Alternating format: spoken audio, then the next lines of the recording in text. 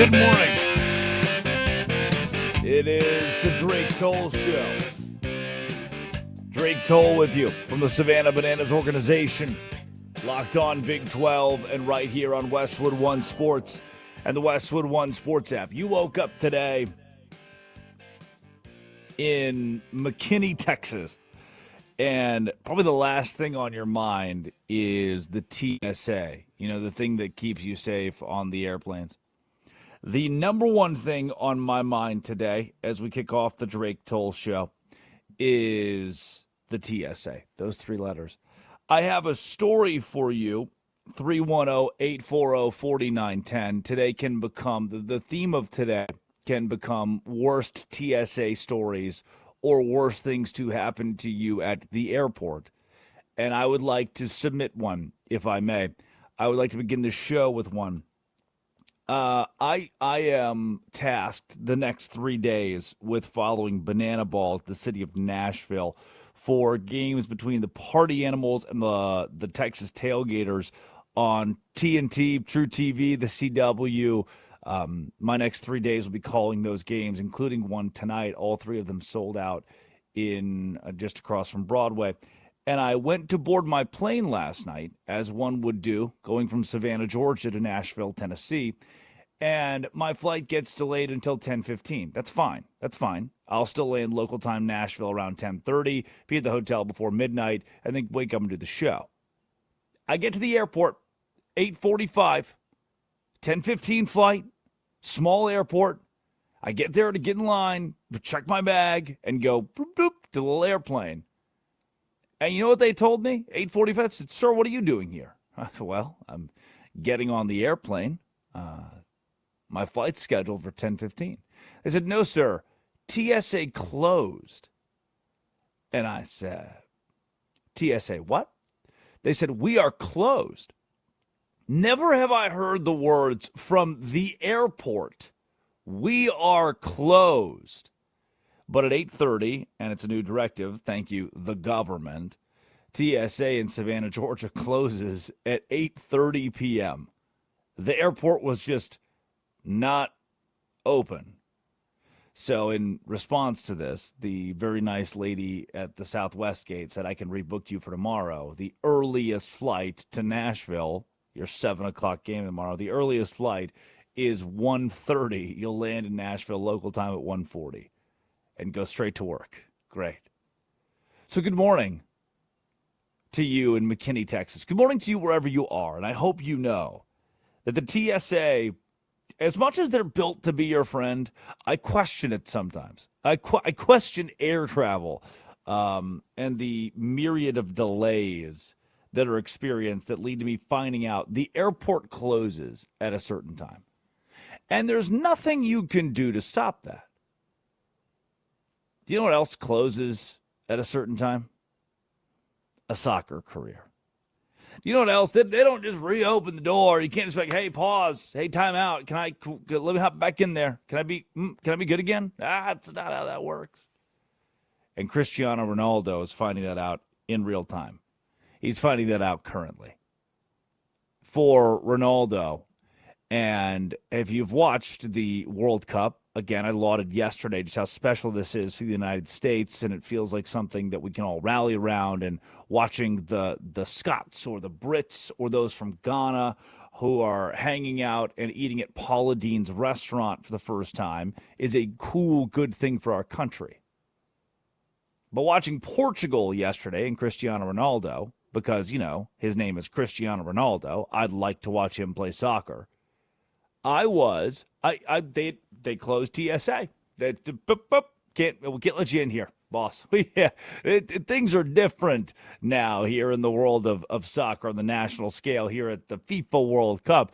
We're not allowing Cristiano Ronaldo's in. He showed up to the party at 8:45. TSA closed at 8:30. He was publicly criticized for his movement during the match.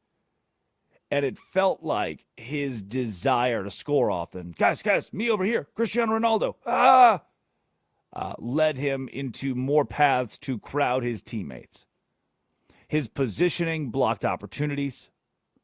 for players like Bruno Fernandes, and a more selfless run could have possibly, created space instead of clogging things in a tie game, a draw against the Dominican Republic Congo, DR Congo.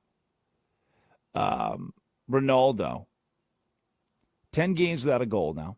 25 touches. It's the fewest he's had in a 90 minute. He played the duration. Full 90 minutes against DR Congo. 25 touches. That's the fewest he's ever had in a major tournament match while playing the full duration. And that lack of involvement brings up the question, when he's on the pitch, why can't he integrate himself into Roberto Martinez's high possession style and system? Why is he leaving the team playing with 10 men because he's Cristiano Ronaldo? Messi's old. Lionel Messi's old. He just nailed a hat trick yesterday. 10-match scoreless drought in major international tournaments, the World Cup and the Euros, despite attempting 33 shots in that period. Only 11 have been on target. And you could argue that Ronaldo being the focal point of this attack is statistically inefficient. It is hurting Portugal. So there's your first note and nugget you need today when you show up to the office and your buddy's like, hey, man, you've been watching the World Cup, and maybe you haven't. Maybe soccer's not your thing. You say, yes, I have. They say, what do you think? You say, I think Cristiano Ronaldo is old. And they'll say, yeah, it's a good point. It's a good take. And then you say his last 10 international games, his last 10 games on this scale, Euros, World Cup, has failed to score a goal. And on 33 shots, only 11 have been on target. And none of them have gone in. That is bad. Good morning. It is the Drake Toll Show. You can listen live to the entirety of the program on the Westwood One Sports app, Sirius XM 375, the Drake Toll Show YouTube channel. That wasn't where I was going to start. Soccer was not where I was going to start, but I was frustrated yesterday watching Ronaldo because I watched Messi, and I see there were the same questions coming into this. Is he too old? Will he clog things up? Will a strategy of get Messi the ball, get him touches, is that going to bury the team? And the answer was no. Again, he had a hat trick. You just can't. You're pretty good on that one. And Cristiano Ronaldo, I wanted those same things for Ronaldo that Messi gave Argentina, and I did not get them. Thanks for allowing me to start there. Now let's jump into the NBA, because you are from McKinney, Texas. You're a big Dallas Mavericks fan. And you know the name Trae Young. Yeah, he played just across the border at Oklahoma for his college basketball career. Well, he just made a silly decision. The Washington Wizards are drafting first overall in the 2026 NBA draft. And with that first overall pick, Darren Peterson, the kid out of Kansas who missed 11 games last year, would sub himself out of games, became kind of an issue for Bill Self because he was overdosing on creatine and his whole body would cramp up. That guy is refusing to meet with any team not named the Washington Wizards, who are choosing number 1 overall. Do I think that Darren Peterson's value is first overall pick? Not based on what I saw in college last year. You put him in an empty basketball floor, you put him in a gym and just running through combine drills, and maybe it's Darren Peterson. But the Wizards drafting at 1 seem interested in Peterson, and obviously he is interested in them. Again, declining everybody else's interview requests. But one of the reasons, at least I can perceive, that Trae Young was brought into Washington, and it was this was pretty public actually, was to be an old man mentor. Hey, the Wizards need that guy, the catalyst. If we're going to win at some point, who's the guy we win behind? Trae Young can be that guy. And I could perceive that Darren Peterson would want to go to Washington with the expectation that Trae Young will be a member of the Washington Wizards. But now Trae Young is a free agent. Trae Young has decided to decline his $48.97 million player option for the 2026-2027 season. And that is a high-stakes gamble. That is a disaster for Trae Young. Here is the risk for Trae. He lost his season last year. He played only 15 games in 2025-26, and the reason he's declining this option for nearly $50 million for a year, after playing just 5 games for the Wizards, he's entering the market after a season defined by quad and back injuries, and the reason he's entering the market is to just feel out if someone wants to offer him a multi-year max contract. Who in their right mind today, outside of Nico Harrison, who's no longer in Dallas, he can't hurt you anymore, who in their right mind today would give Trae Young a multi-year max contract? Last season, 17.9 points per game, career low. 8 assists per game, career low. This is poor timing to test the market. This is poor timing to say, I'm Trae Young. I want to be a free agent. I'm going to sign a 4-year, $229 million max deal. I'm going to sign a max extension. You're not that anymore. And some could argue if you ever were that. You are risking, Trae Young, a market correction where teams are unwilling to pay you your projected value because now you're Trae Young, not the hottest commodity, and the other teams in the NBA can look at each other and say, hey, do we lowball this guy? Yep, we lowball this guy. Well, we all agree there? Yep, let's reset his market. Oh, and by the way, that $49 million was guaranteed. Trae Young is voluntarily walking away from nearly $50 million in guaranteed money for one season with the Washington Wizards. And the Wizards are building around Trae Young. Their future, they want it to be Trae Young and whoever this first overall draft pick is.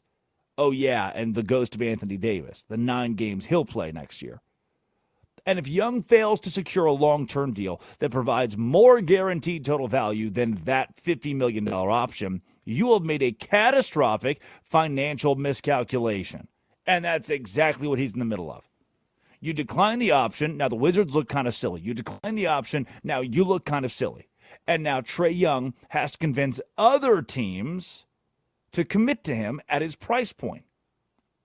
While the rhetoric around this, and Marcus Spears was the first one to report it, while the rhetoric around this for Trae Young is that he would still like to stay in D.C., that he wants to be a member of the Wizards and help them grow, and he's part of the long-term future of the organization. This move doesn't sound like that. This move is a money move to either get more money from Washington or get more money from somebody else. How much more do you need? Again, no one's going to break down the Trae Young, the 2026 Trae Young door for 4 years, $229 million, a max extension. No one's going to do that. Who told Trae? Which one of you is at fault for telling Trae Young that this could or would work? Who is he going to convince to commit to him at a price point over $50 million a year? That's what was guaranteed for him. That's what was guaranteed. You were so excited, Trae, about D.C. But by opting out, by shopping yourself, what kind of relationship damage does that do between Trae Young and Washington, D.C., between Trae Young and the Wizards? And if he re-signs with Washington, he will have done so spending the summer flirting with other franchises. That creates friction. And now if you're D.C., if you're Washington, had Young opted in, he would have been on this expiring contract that hey, at the very least, if this doesn't go well, we can trade Trae Young somewhere. And he could be a decently tradable asset. You could have done it preseason if you decided, you know what, Trae Young's he's not all the way bought in, but luckily he accepted this option. Now we can ship him down the river. You can't do that now. And the Wizards are in the midst of the biggest offseason they've had in years. They have lost game after game after game. They continue to lose. 3 consecutive seasons of 64-plus losses. You're in the middle of a huge offseason where you told Washington Wizards fans, you want to win. And the way you are going to do it is by bringing in Anthony Davis. That's a risk. By bringing in Trae Young. That's a risk. And by having the number 1 overall pick. That's pretty good. And if you just lost your primary offensive engine, if the rest of this offseason, if for the next couple of months, you don't have the guy that you plan to build around, that you wanted your young guys to learn from, that's not good. And this creates a vacuum in leadership and game planning that derails your ability to recruit other free agents. Other free agents are asking, okay, if I go to Washington, which I already really didn't want to, but if I go to Washington, who am I going to play with? What are you built around? When are you going to win? Free agents ask that question, and Washington doesn't know now. They are not sure. Nothing is guaranteed. So you got a dilemma. Either you overpay Trae Young, coming off of his lost season, or you keep him. Either you overpay to keep him, or you let him walk, and you get nothing in return. And both of those paths complicate the whole cap structure for the next 3 years. They've already said, hey, we want Bub Currington to grow up under Trae Young. If you lose that guy, if you lose him in the building, then what else do you, what's your backup plan? What else did you plan for? This could become disastrous for both Trae Young and for the Washington Wizards. Whoever told him to do this, you're a good manipulator. You got him. You got his ass. Yeah. He listened to you. Stupid decision. When we come back, the Brendan Sorsby conversation has evolved. The kid who bet on his own college football team and then started suing everybody. Well, he's unsuing people.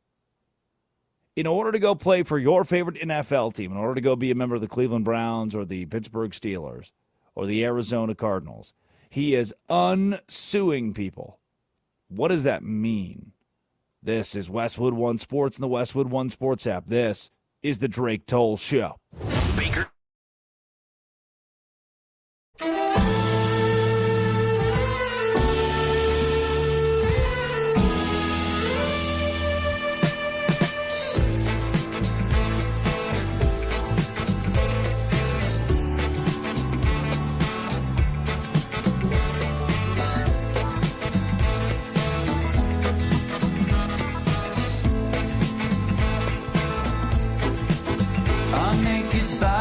Go on trial just for laughing at the joke, just for saying of the bargain what any sales girl already knows.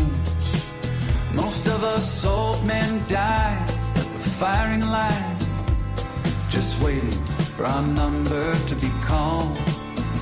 I guess time just makes fools of us all. Now the king regales his stepson when he's loaded as a gun. Says a real man is like a country. You need a map to find your one. Now I do you suppose you must approach the throne with its back up against the wall.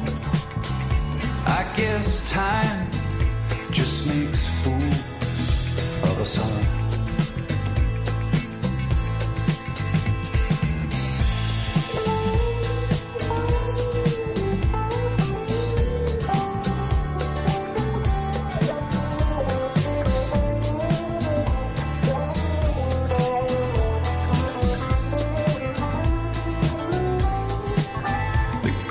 Minds of my generation gladly conscripted in the war of defending any Goliath that would deign darken the door.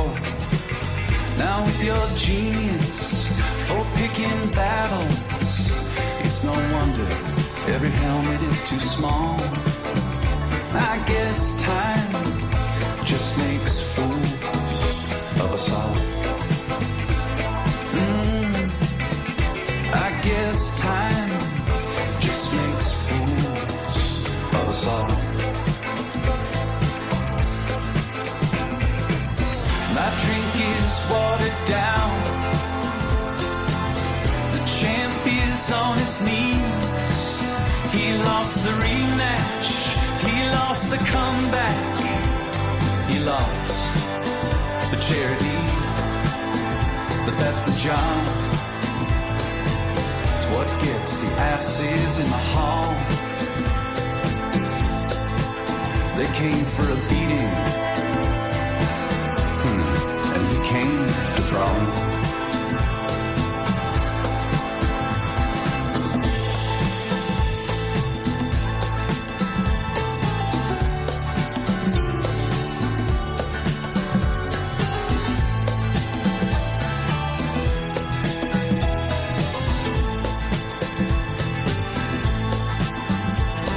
Serve your client notice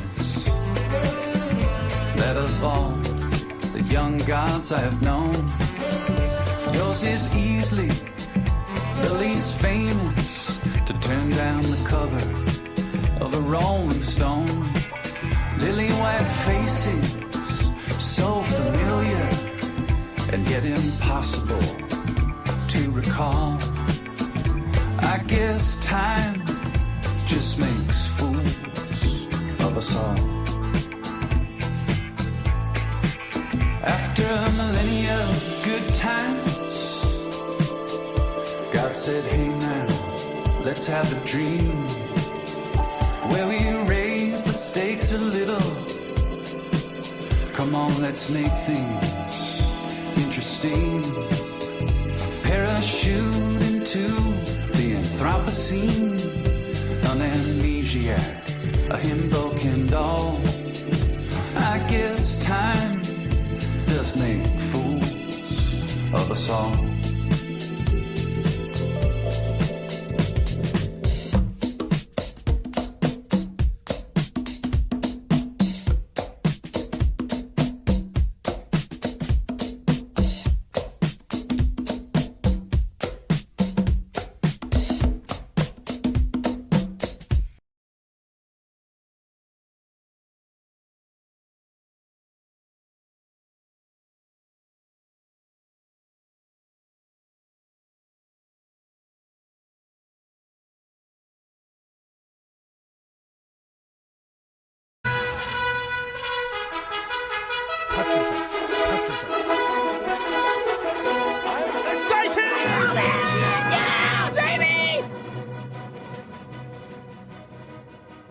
It is the Drake Toll Show.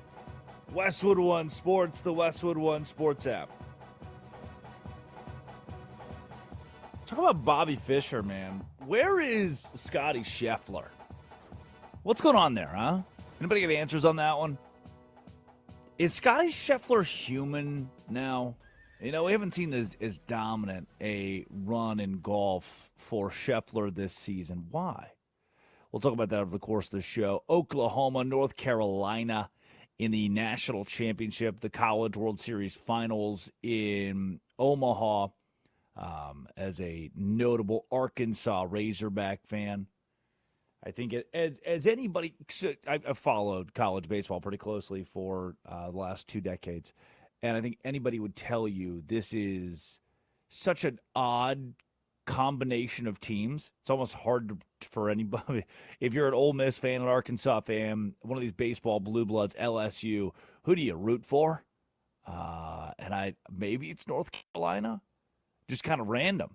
Carolina, top 5 team, really good season out of the ACC. Oklahoma, middling in the SEC, but got hot at the right time in the postseason. And OU's known to do that. They went to the World Series finals a couple years ago against Ole Miss when Mike Bianco got his first win.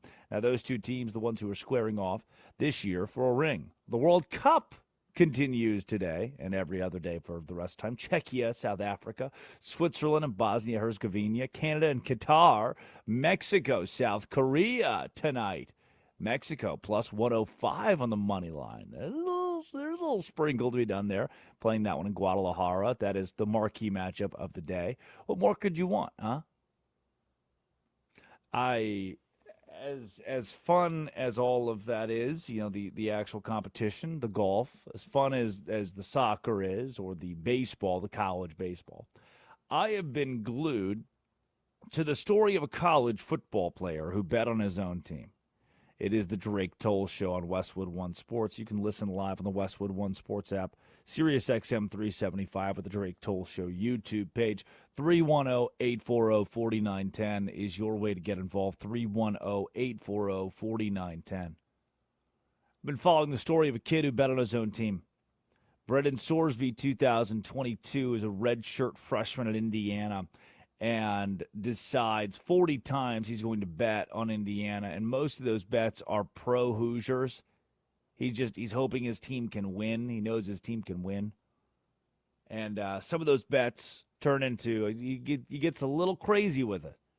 Well, what about a first half under? What about a prop under on my buddy over there? He's kind of making me mad this week. I'm going to take the under on his receiving yards. This became something he could no longer control. And then he transfers from Indiana to Cincinnati, and Cincinnati finds out he's been gambling. They knew about it. They admitted to knowing that he'd been gambling. What do? Second floor athletic training building down the hall, room 206. That's our gambling psychologist person. Just go down there and fix yourself. No suspension, no alerting the NCAA. No, let's just do a little course, little in-house course, and then get his ass back out on the football field. Huh. So Texas Tech's going through a firestorm, through a media storm for doing the exact same thing that Cincinnati did for the last 2 years. A new wrinkle has been added into this story. But as everybody is mauling Texas Tech over trying to play this kid, they're mauling Brendan Sorsby for going to court, getting an injunction from a Texas judge to be allowed to play.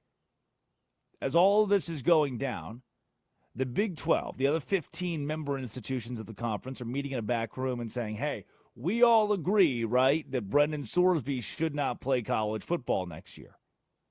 The other 15 teams say, yeah, he bet on his own team. The kid's an idiot. He can't play. Sanctity of the game, integrity of the sport.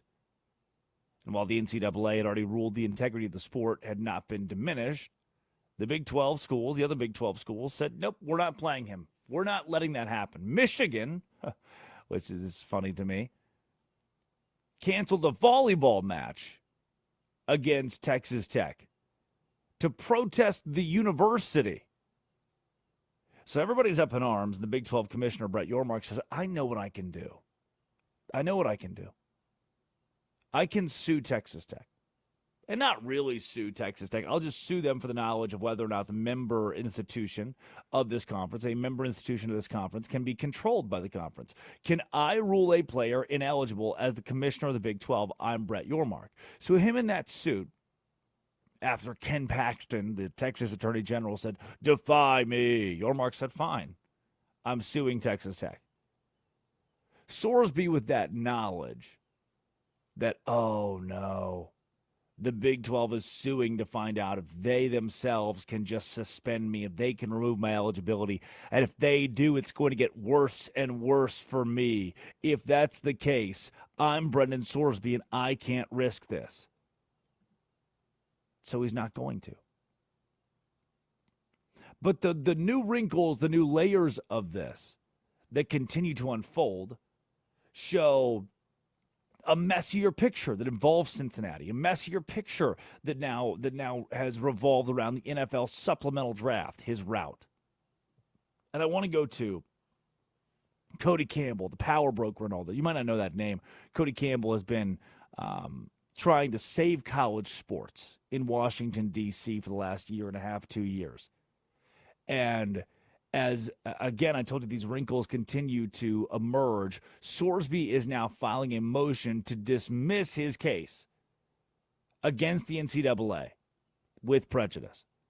Sorsby, the kid that had sued the NCAA to regain eligibility, is unsuing them because currently he's eligible to play college football. And you cannot have an NFL supplemental draft for a player who is eligible to play college football. He must be ineligible. So he is, in essence, winning this case against the NCAA. He has an injunction for a year that allows him to play college football. And now he has to try to unwin, dismiss the case to even get, to regain his ineligibility to even get the NFL supplemental draft to hold. And Texas Tech told Sorsby, per KLBK News, that in spite of the injunction, he would not be allowed to play this season for the Red Raiders. Here is Cody Campbell, the power broker, the NIL broker, the brain trust behind Texas Tech football on Texas Tech making the best decision for the school. Where it ended is basically that we more or less ran out of time. He had to make a choice on whether he was going to stay in college or try to stay in college or go in the NFL supplementary draft, which is a very unusual thing that's done. But the deadline for that is June the 22nd. And with all the different legal challenges that were going on from the Big 12, potentially from other places, there was no way to know with certainty that he was going to be eligible or that there weren't going to be additional sanctions placed on Texas Tech or anything like that. And so we had to make the decision that, we went to talk to Brendan and said, look, it's probably not the best thing for you because you'd be taking some risks that you might not end up being able to play. It's not fair to your teammates, because, games that they're playing or their postseason could be threatened if you were to play. And, it may not be good for the university. And so, that was a tough thing, because he really, truly wanted to play. And like I said, he is a really good kid. So, hold on. Me in the front here, I'm confused. Did you just say, Cody Campbell, that you all came to the conclusion as a university that it's best for Brendan Sorsby that he does not play at Texas Tech? Because didn't you just tell me not that long ago that the best option for Brendan Sorsby was to be at Texas Tech to get the proper help he needed for his gambling addiction? That you all wanted to help his gambling addiction, and in order to do that, he needed to be a Texas Tech Red Raider. When did that change? You wanted to help the kid, and then the day came along, we're like, oh, well, I'm not sure if we can help the kid. Is that kind of a double standard to you? Do you see that? Do you see why I'm confused? Wrapped up in this story is the supplemental draft part, where Cody Campbell said, yeah, that's your best option. We, Texas Tech, are in essence parting ways with Brendan Sorsby. Mutual, they called it. But it sounds like Texas Tech was taking the first step here. And now the NFL supplemental draft is something that we're seeing for the first time since 2019, where teams can bid on Brendan Sorsby. Now, do they want to? I don't think so. I mean, the NFL team should be wary of him. You're going to bring on a guy who admitted to being involved in sports betting against his own team, placing over 9,000 bets, totaling roughly $90,000. And crucially, again, including wagering on your own team. You think the NFL that prioritizes this integrity of its product above anything, there's no script. You think they're going to allow the guy betting on his own team, the guy doing the thing that's viewed as unforgivable, to just walk in the front door of a franchise and go up there, hey, I'm your new face. I'm your new quarterback. The quarterback position is expected to be it's the moral, strategic guy. The fan base looks to you. They buy your shirt. You can't do the Michael Vick thing and go to prison.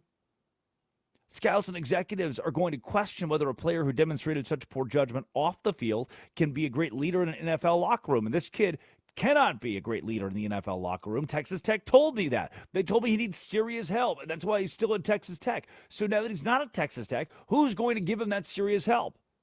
Is it a professional football team that wants to win above all else? I don't think so. And where is Cincinnati in all of this? Everybody pause. Hold the phone. He was already playing football at Cincinnati, and they knew he was gambling. They just didn't really do anything about it. Nothing substantial through the NCAA. Nothing officially reporting or filing anything publicly or privately with the right sources, the right acronyms. NCAA.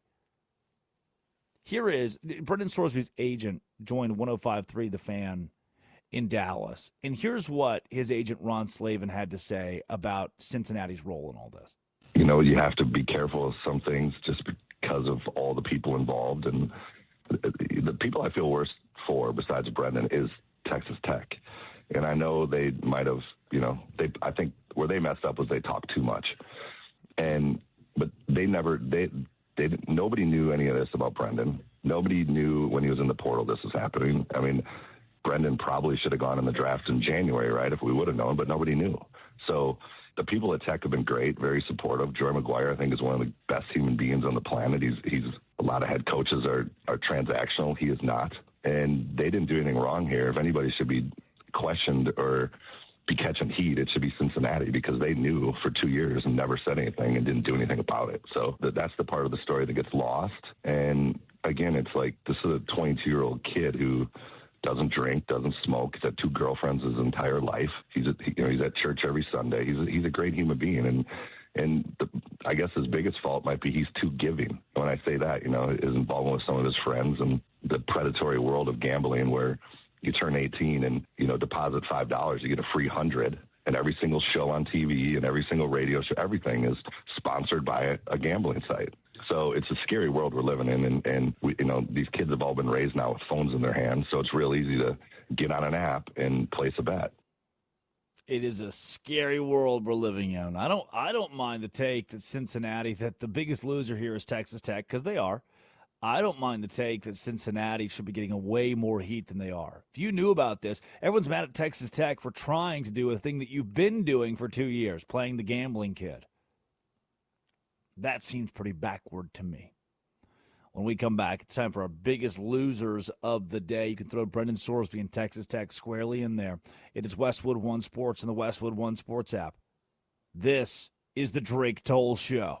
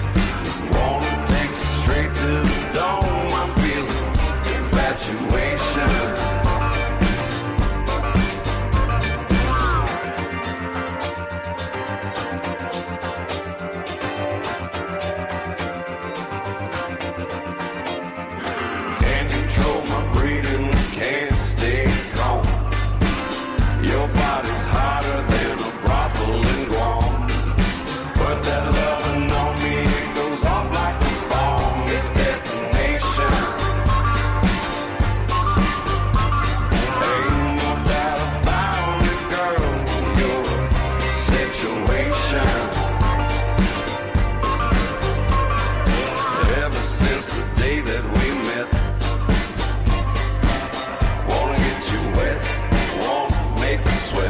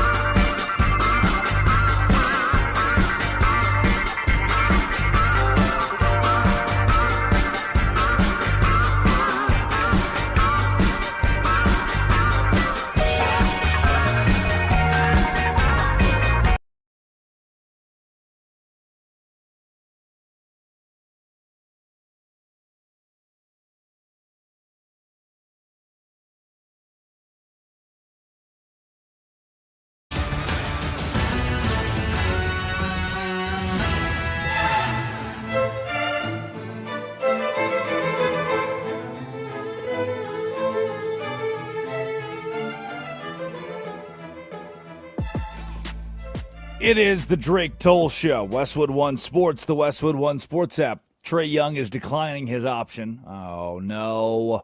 And will become a free agent. Brendan Sorsby is forcing us into a supplemental draft for the first time since 2019. Portugal, a draw with DR Congo? Yeah. Welcome to the show. Cristiano Ronaldo is old, and not old in a messy way. Messy makes it look cool. The rest of the guys are just old. And James Dolan is having the New York Knicks go to the White House to meet President Trump following their NBA title victory.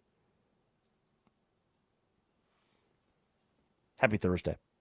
And 6 a.m. to 9 a.m., you can follow the Drake Toll Show on that Westwood One Sports app or Sirius XM 375. Drake Toll with you from the Savannah Bananas organization, Locked On Big 12. And it's time for our biggest losers of the day. Biggest loser of the day, number one. Anyone who thinks that you can walk from Iran to Qatar. Here's more from the White House. Front line, they were being shot at just about as much as anybody, but you were a lot closer. You were right there. Literally, I could walk in a minute. Every other place I have to take a plane, but I can walk. So they were really on the line. Literally, I can walk from Iran to Qatar. Qatar is across the Gulf and 4 border crossings away from Iran. To be fair to the president, I also did not know that. However, I don't really get paid to know that one. News to me. Can't walk from Iran to Qatar. What? Biggest loser of the day. Steve, because he shot his load. Stop. Here is even more from the White House. The press conference seems to have gone well. You shot your load pretty much, Steve, right? Pretty much. But going well. Seems like the agreement's very well undertow. I'm coming. I love that at the second press conference, he's answering questions about the first press conference. It's as if we sent coaches to a second press conference postgame. All right, guys, how did that sound? I felt like I did a pretty good job with that, right? Come on, Steve. Steve, you got your rocks off, right? Steve, your rocks are off. Am I right? You know what? Hell yeah, Steve. Yeah. Get Dude's you rock some, again, Steve. man. I don't Dude's think rock so again. fast and so hard. He said, you guys see that? Steve got his rocks off, everybody. Good press conference. Up top. High five. He would have been a great comedian in another life. In another life where we can't pay Iran $300 billion, he would have been an awesome comedian. Because most comedians don't pay Iran $300 billion. I doubled the size of it, you dumb person. So I'm learning. Biggest loser of the day, Derek Carr. Lionel Messi is 2-0 in his career at Arrowhead Stadium. Derek Carr, 1-9. Former Raiders quarterback. Would have been the Oakland Raiders at the time. They're now the Las Vegas Raiders. 1-9 for Carr. But, Addie, did Messi have to play against Patrick Mahomes? No. Did Messi have to play against Kermit the Frog? Is that what I heard? Oh, my gosh. Is that what I heard? Did you just Is that what I heard? dilute the greatest quarterback of this generation to Kermit the Frog? Yes, I did, and I'd do it again. I'd do it again. Okay? You heard it here first, okay? Patrick Mahomes is nothing more than Kermit the Frog on the Drake Toll Show. Sponsored by Drake Toll.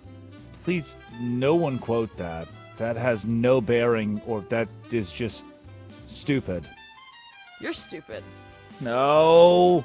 Yeah, you You're- didn't know where... You're stupid. I didn't know you could walk from Qatar to Iran. You cannot. You just cannot. I across mean, the I Gulf. guess you can. You take a ferry. Yeah, you take a ferry. You can walk around the ferry until the ferry gets to the other side of the Gulf. It's an easy walk, guys. Come on. I had to look up what Derek Carr is doing today. He has a shoulder. Can you guess? Yes. I was wondering, what is he up to now? And this is very much a, come on down to Carr Toyota, Opelika, Alabama. You can buy a car from Derek Carr. Get it? You can buy a car from Derek Carr. I think that's where his career is turned. You're an idiot. What? You can Derek buy a Carr, car from Derek Carr. That's what he would say. I could see him saying that. I know. They're gonna use some sort of, okay. They're Idiot. going to use some sort of pun. Opelika, Alabama. He's just settled down, wife, couple papusas. and they're having at it. 35 years old, not even that old. Did you Aaron Rod? Did you ever figure out what the capital of Alabama was? It's Mobile. Just start naming random cities. Montgomery, Tuscaloosa, Hoover, Hueytown, Alabama. Final answer. Final answer. It's Mobile. The capital of Alabama is Mobile. What about Alaska? Anchorage. Okay, I didn't know if you would know that or not. You said that you would know all of them, and of course, it's not even. Hold on. It's I don't not think it's Anchorage. Mobile. I think it's Fairbanks. It's also not Mobile, but good job. I don't think it's Anchorage or Mobile. Is it? It's not Is it Mobile. Tuscaloosa? It can't be No. Tuscaloosa. I'm not gonna let them get away with No. that. Montgomery. Is it Montgomery? Yes. Yes. Okay. Is it really? Oh my When did they God. change? When did they change that? When did they make that a part of the thing? The entire state of Alabama is about to call in, guys. That Drake Toll guy. That blonde-haired guy. Capital of Alaska is Juneau, by the way. I love that movie. As someone who lived in I Alaska, love that song by Sabrina Carpenter. I really thought that it was. I pledge my allegiance to Anchorage. So, it's What's the capital people's of Texas? people's capital. Dallas. I hate you. It's Austin. Dead today. The Atlanta Braves. This is you wanna- not obituaries. I know. I just thought it was funnier. Do you want to take this one? It's baseball. Yeah, of course. Ronald Acuna Jr. will be out for a significant amount of time, and if you don't know who that is, he is a pivotal person. He is a huge aspect to this Braves roster. And of course, he injured the same hammy as before. Have you ever had a hamstring injury, Drake Toll? Yeah. Those are a pain in the ass. I mean, right Well, below it. pain in the but- hamstring, yeah. Yeah, pain in the hamstring. Yeah, no, they're really difficult. I feel like those are so easy to tweak. Like, you could think you're fully healed, and as soon as you just don't stretch right one day, boom, you're right back to where you started, and that's exactly what happened here. So they're going to be out without their star for quite a bit, but luckily the Braves are, so I've been told, pretty dang good this season. The mayor, Sean Casey. Are you familiar? I figure you're familiar with the mayor. Sean Casey played for the Savannah Bananas in Cincinnati and tore his hamstring off of the bone, sprinting to first base on a ball four sprint. And I did not know this. There are videos of it now. He's talked about it in a few interviews. Todd Frazier came to the game last weekend, and we're hanging out with him, and he was like, "You guys remember Sean Casey when he came, right?" We're like, yeah, he was here. Todd said he tore his hamstring off the bone running to first base. What? Yeah. So, kids, if you're going to play for the Savannah Bananas, try not to tear your hamstring during a Savannah Bananas game. How is he supposed to shake his ass? I don't know. Todd Frazier didn't do a lot of ass shaking. He kept his ass pretty stagnant. I appreciated that. He was a professional about the whole thing. Also, not that old. Did we have the conversation on how old Madison Bumgarner is today? Yeah. I don't like that at all. Madison Bumgarner got one big contract in Arizona and was like, I can live on a farm with my cattle for the rest of my life. And just quit doing baseball. And that's really disappointing. Did you see the stat the other day that the guy playing his second year Major League Baseball has already faced as many pitchers James Wood? Is that who it was? I don't remember Yes.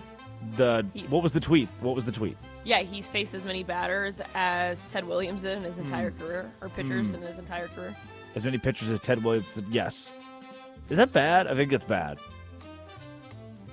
Dude's right. James Wood's awesome. James Wood's Guys, awesome. yes, it is James Wood. Guys just aren't like I was looking through, which why would I ever do this? Please don't do this unless you want to be really sad. I was looking through Nolan Ryan's stats, career stats. We're just never going to see that again. We're just never going to see anything close to that. He's dead to me since he went into the Hall of Fame as a Ranger. Yeah, I guess he could have chosen.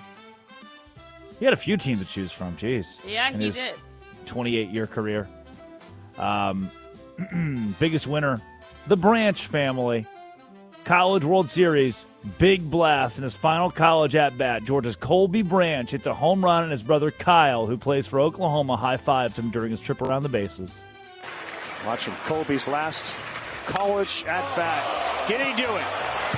This one is deep to left. Leave with a homer. does. There you go. Tears in the eyes one more time. Colby exits stage left. What a moment, and he ran right by Kyle Branch, his brother at second base. And the Branch family has a memory for a lifetime. Boys, I know it's 11-3, but that'll give you chills.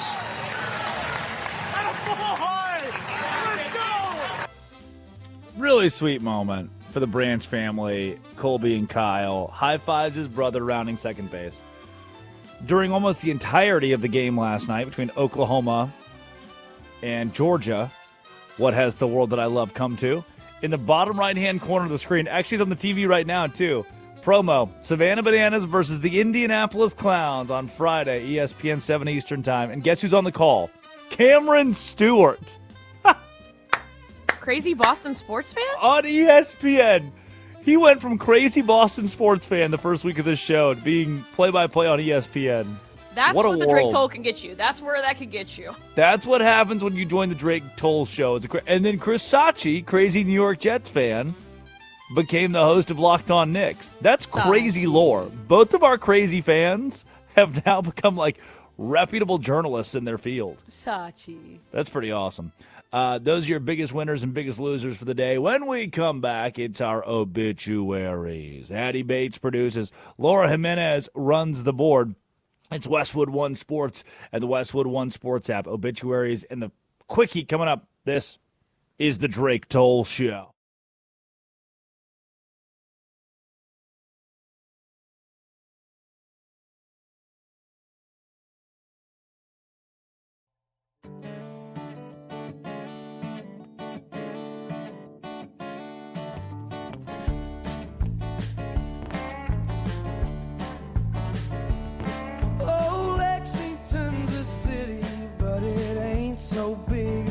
Me out, and if I need a breather I can hit the parkway.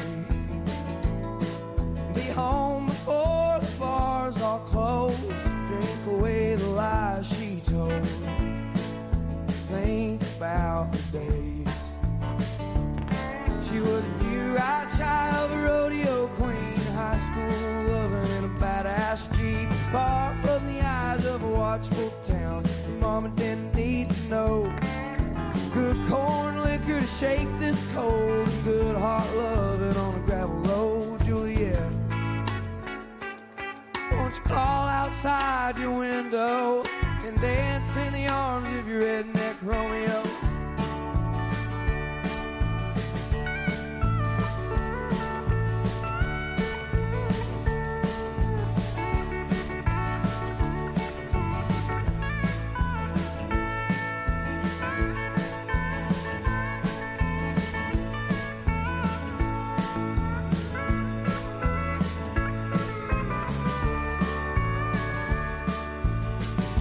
Push came down to shove, I'd be a bandit for her love.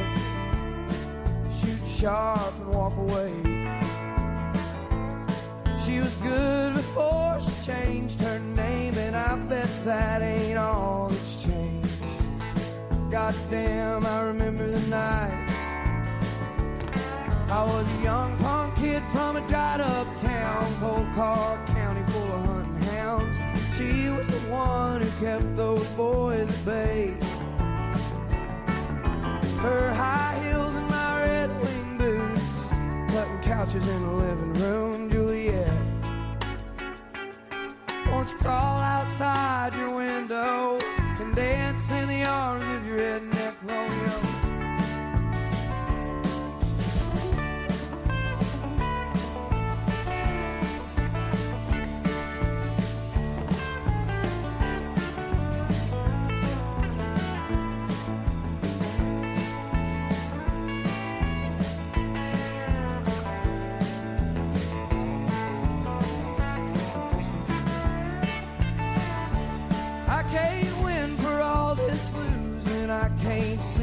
All this boozing, but by God I can keep it together. Just to hold my baby close, get her moving down a county road, make up for lost time. She was a pure-eyed child of a rodeo queen. She ran on sex and gasoline. Far more money than a boy like me could hold. She went off to paint the town, and I'm stuck holding these mountains down, Juliet. Won't you crawl outside your window and dance in the arms of your redneck Romeo? Won't you crawl outside your window and dance in the arms of your redneck Romeo?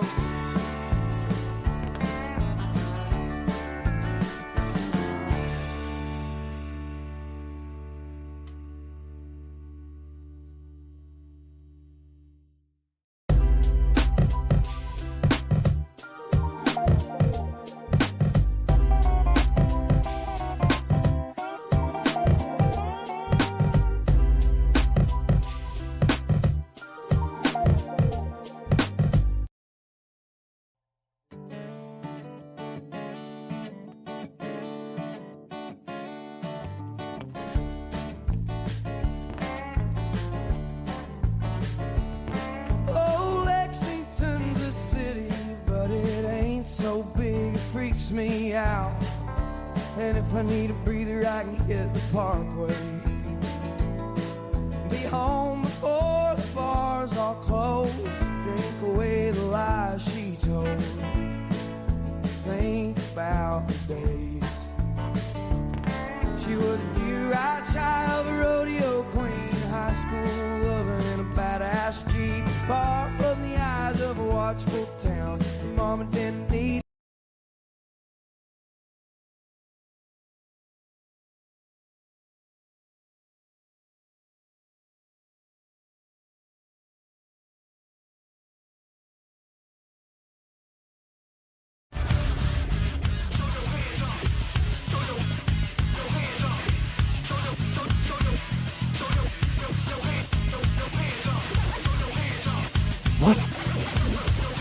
What the hell is this? It's called rock. Alt rock. Is this what the kids are doing now? Sure. He only knows country. He only knows country music. Oh, so am I just scaring a good population of like middle of the states? I don't know that. Only know. Oh, the Knicks parade begins at 10 a.m.? Who decided 10 a.m.? No one's going to be able to get to work. They should have done this. This should have been an email. The Knicks parade should have been an email. They should have done this at 5 p.m. Oh, that's going to be disastrous. New York as a city today is going to be nuts. Knicks in 5. Are you mad that the Knicks won the NBA Finals? No, I couldn't really care less at this point. Why? Why could you not care less? I'm not a Knicks fan, but I'm also not a Spurs fan, so it's just it is what it is, I don't hate them. I know some hosts think oh my god, everybody hates the Knicks. I just don't think about them. I think. Right? No one hates the Knicks. I guess Sixers fans and Celtics fans, but the Celtics have been winning, and the Sixers have been sucking. So it's the Sixers can't really hate the Knicks because both you guys are bad, and the Celtics can't really hate the Knicks because the Celtics have been so good compared to the Knicks. Mm-hmm. The Knicks seem oddly agreeable, which, again, I think is very weird for a New York sports team. But if you suck bad enough for long enough, whoa, then at some point we all come around. It's just time to give up then. It's just time to give up. Because if the Jets won the Super Bowl tomorrow, I think most of the world would root for the Jets. I think most of the world would be pretty excited for the Jets. And not because they're a New York sports brand, but because they've been so bad for so long. We like rooting for bad teams. In the same way that it really sucked when the Cubs and Indians played in the World Series, because I would have loved to have rooted for Cleveland. How awesome would it be to root for Cleveland? How awesome would it have been? Yeah, but the Cubs have also sucked. That was the problem. That's what I'm saying. That's the problem. Is I wanted the Cubs to win more than I did the Guardians, but at the end, it's gosh dang it. Any other year, the world rallies around Cleveland. It would have been awesome. Yeah. The movie Major League, you ever seen that? Yes. With Charlie Sheen? Wild thing. Yeah. Rick Vaughn. Got the glasses and all.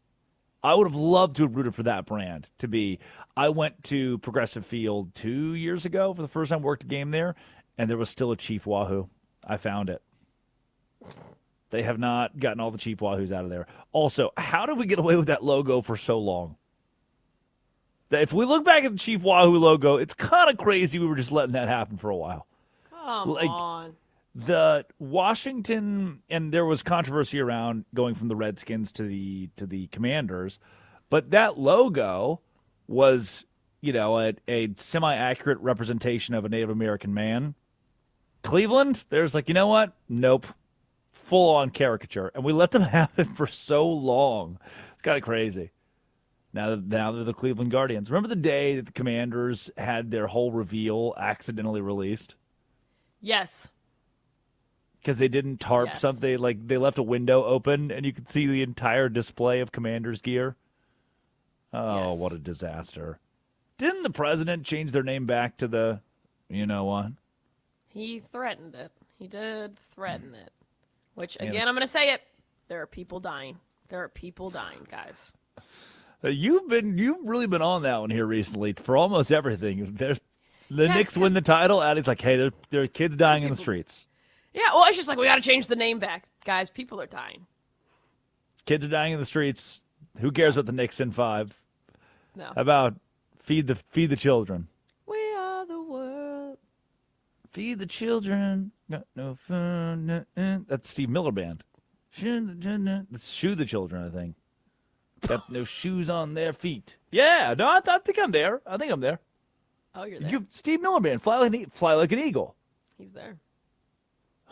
Is Steve Miller? He's alive, right? Yes, he is. Steve Miller's alive. Good. That leads us right into today's obituaries. Dead today. This country's beer supply. In Dallas, Fox 4 News, we put a microphone and a camera in the face of a British man, and here is what he had to say about the game yesterday. Hi, I love this beer in this country, by the way. It's really good. You like the beer in this country? All right. Hospitality has been amazing as well. Really? Have you had any Texas barbecue yet? I had Texas barbecue yesterday. I had a lovely bit of brisket. Tell me about it. What was your experience? Is it what you expected? I went fatty. Did you go fatty or bleed? Yeah. I went fatty. I went to slow bone, picked it up, put the sauce on it, dropped it in the mouth, melted in my mouth. It was absolutely beautiful. It's the best beef I've had in my life. Really? We love to hear that. Did you try any of the other fixins with it or no? I had a pork chop. I had some pork ribs. Okay. I had mac and cheese. The mac and cheese was average though. Oh, yikes. And the other thing is, what's this Brussels sprouts gratin about? We have Brussels sprouts at Christmas in England. Why'd you have it on your barbecue? I don't know. I don't know. There's so many questions here. Yeah. Tell me what you're doing today. You're heading into Texas Live right now. What's the plan ahead of the match? We're going to get drunk before the game. We're going to get drunk during the game. And then we're going to get drunk after the game. But all that matters is England wins today. Okay, Addie, I have only lived in Texas 5 years, which pales in comparison to your veteran 18. Thoughts on the meal first. Let's start with the food. The beer choice of beer, 10 out of 10. It was a Shiner Bock. I wanted to start with the food and then get to the Shiner Bock, but No, we can start wherever you want to start. Yeah, let me drive the boat. I'm the captain. The Addie now, Bates okay? Show. Yeah, it's fine. The beer choice, amazing. Shiner Bock, fantastic. The food, on the other hand, I'm a little concerned about this barbecue place. Why are we getting moist brisket? I love moist brisket. Well, of course you do. I also love brisket. Brisket's my favorite. I'm from Texas. Come on. Yeah. That's where brisket is king. But I have an issue with some of his fixins. By the way, fixins are not other meats. That's going to be your side. So it's okay. He just didn't know that. It's a language barrier, I think. But then he said he got mac and cheese. That's a unique choice for barbecue. A language barrier between English and also English.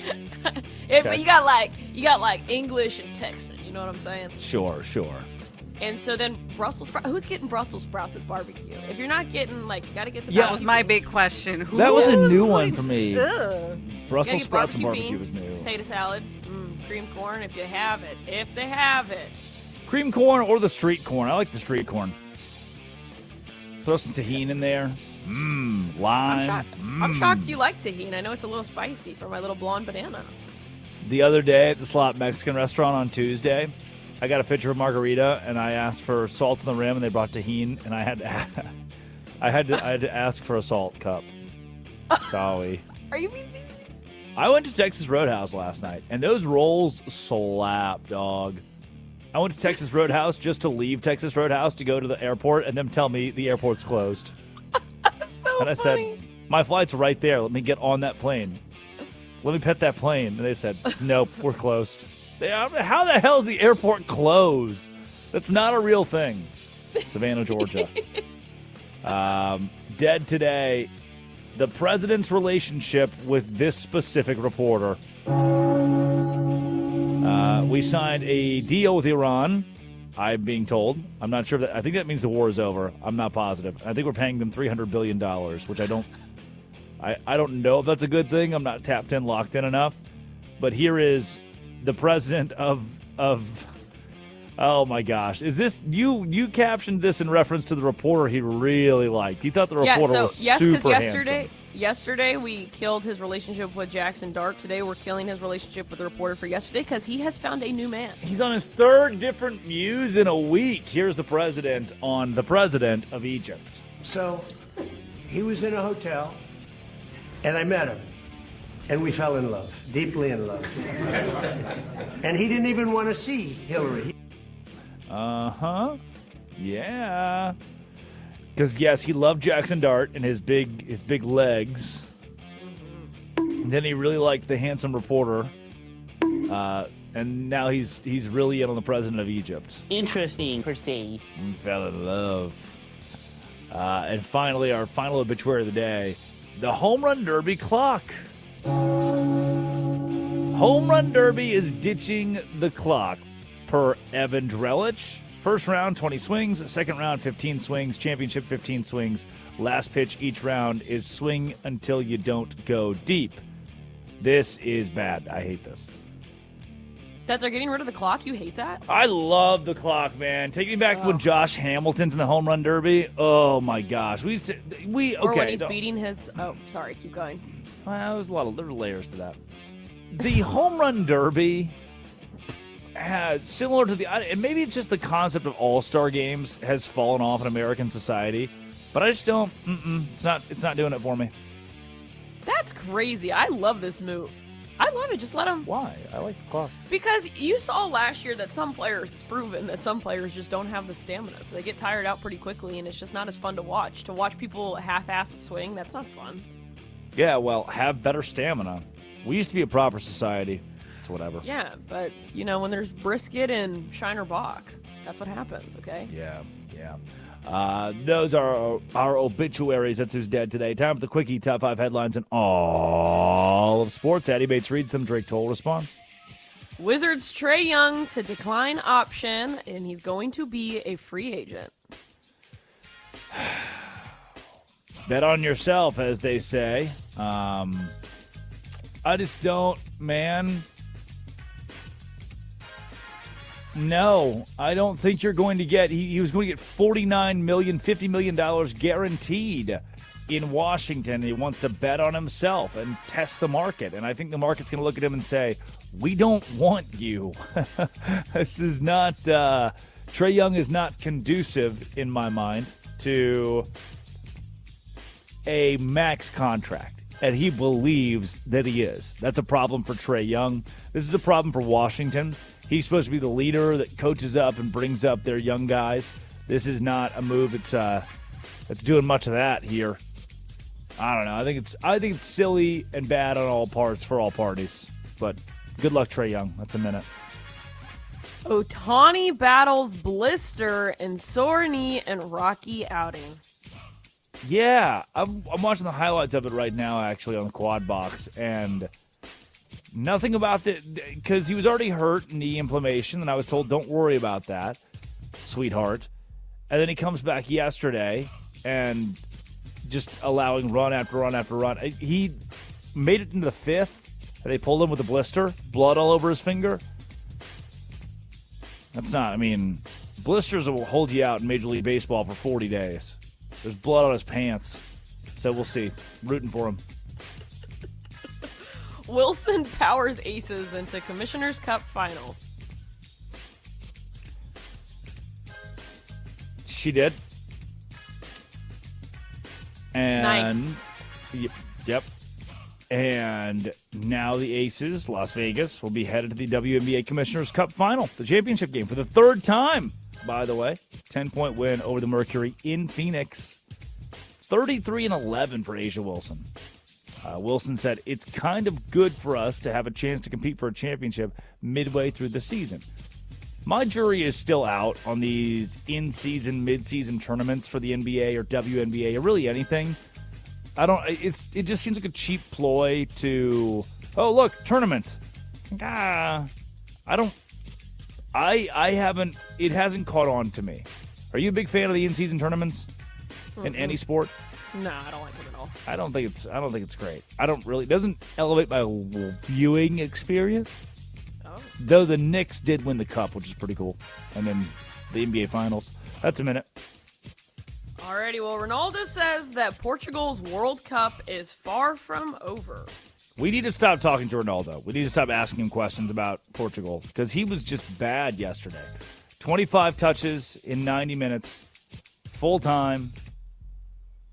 No, Ronaldo was bad. Ronaldo is old.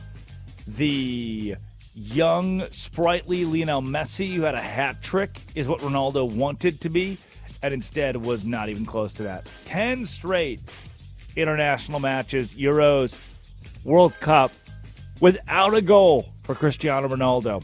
That's not good. That's not good. That's a minute. Here's your final headline. Tigers Perez hurt when resistance band hits his face. Been there, man. When I was on freshman JV baseball in Bologna, at Bologna High School, I'd go to do the bands every day and just, well, pow! And they'd hit me in the little nose, and I wouldn't really know what to do. And they would start bleeding, and I would have to leave the game. I'd be like, why do you have to leave the game? And I'd be like, well, I hit myself with the band. They said that, AJ Hinch said that they're pretty concerned about it. They're pretty concerned about him hitting himself in the face with an exercise band? We have a battery of tests to check out his face, his eye. We're pretty concerned about it. How badly did he malfunction? This seems like user error. This is screaming user error. So he was in the training room, and it says he was working with a therapy band, and it snapped off the hook where it was connected, and it hit him just below the left eye. It could have been a hook. The metal hook could have hit him, and that would not be the plastic hook. That would not be kosher. Thoughts and prayers, T's and P's. May God bless and keep him. When we come back, it's golf time. Will Scotty Scheffler ascend? Because he's had a pretty mundane year. This is Westwood One Sports and the Westwood One Sports app. This is the Drake Toll Show. The U.S. men's national team looks to go 2-0 in group play.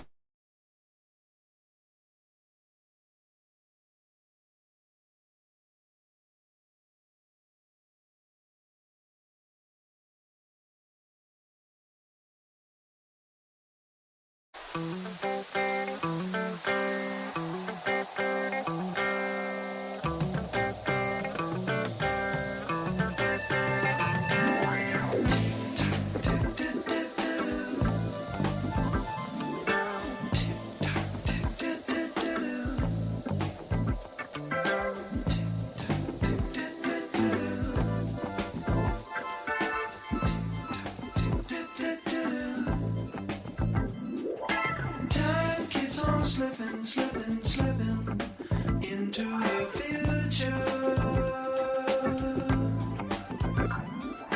Time keeps on slipping, slipping, slipping into the future.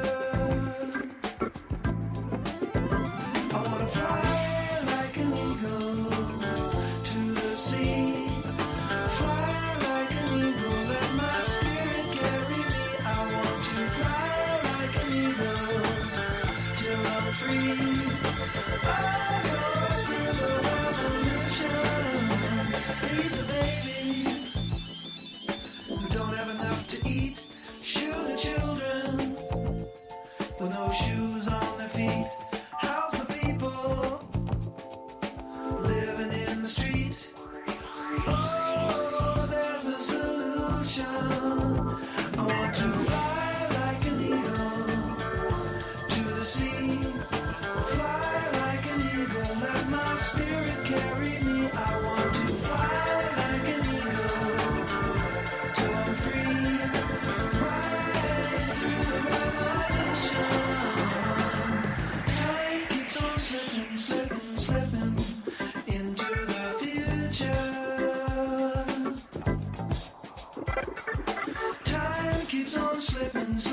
slipping into the future. Time keeps on slipping, slipping, slipping into the future. Time keeps on slipping, slipping, slipping into the future.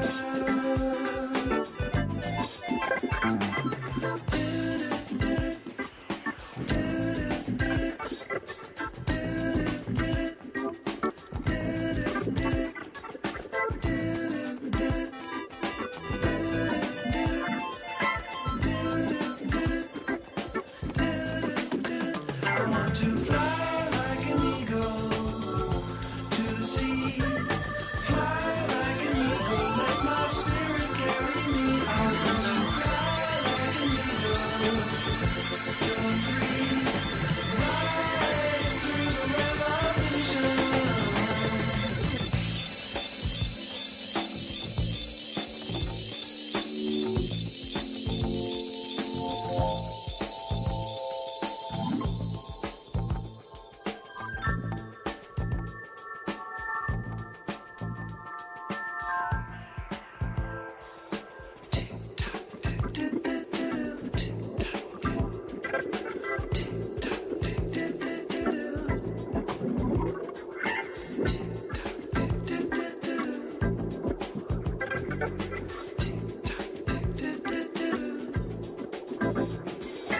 Time keeps on slipping, slipping, slipping into the future.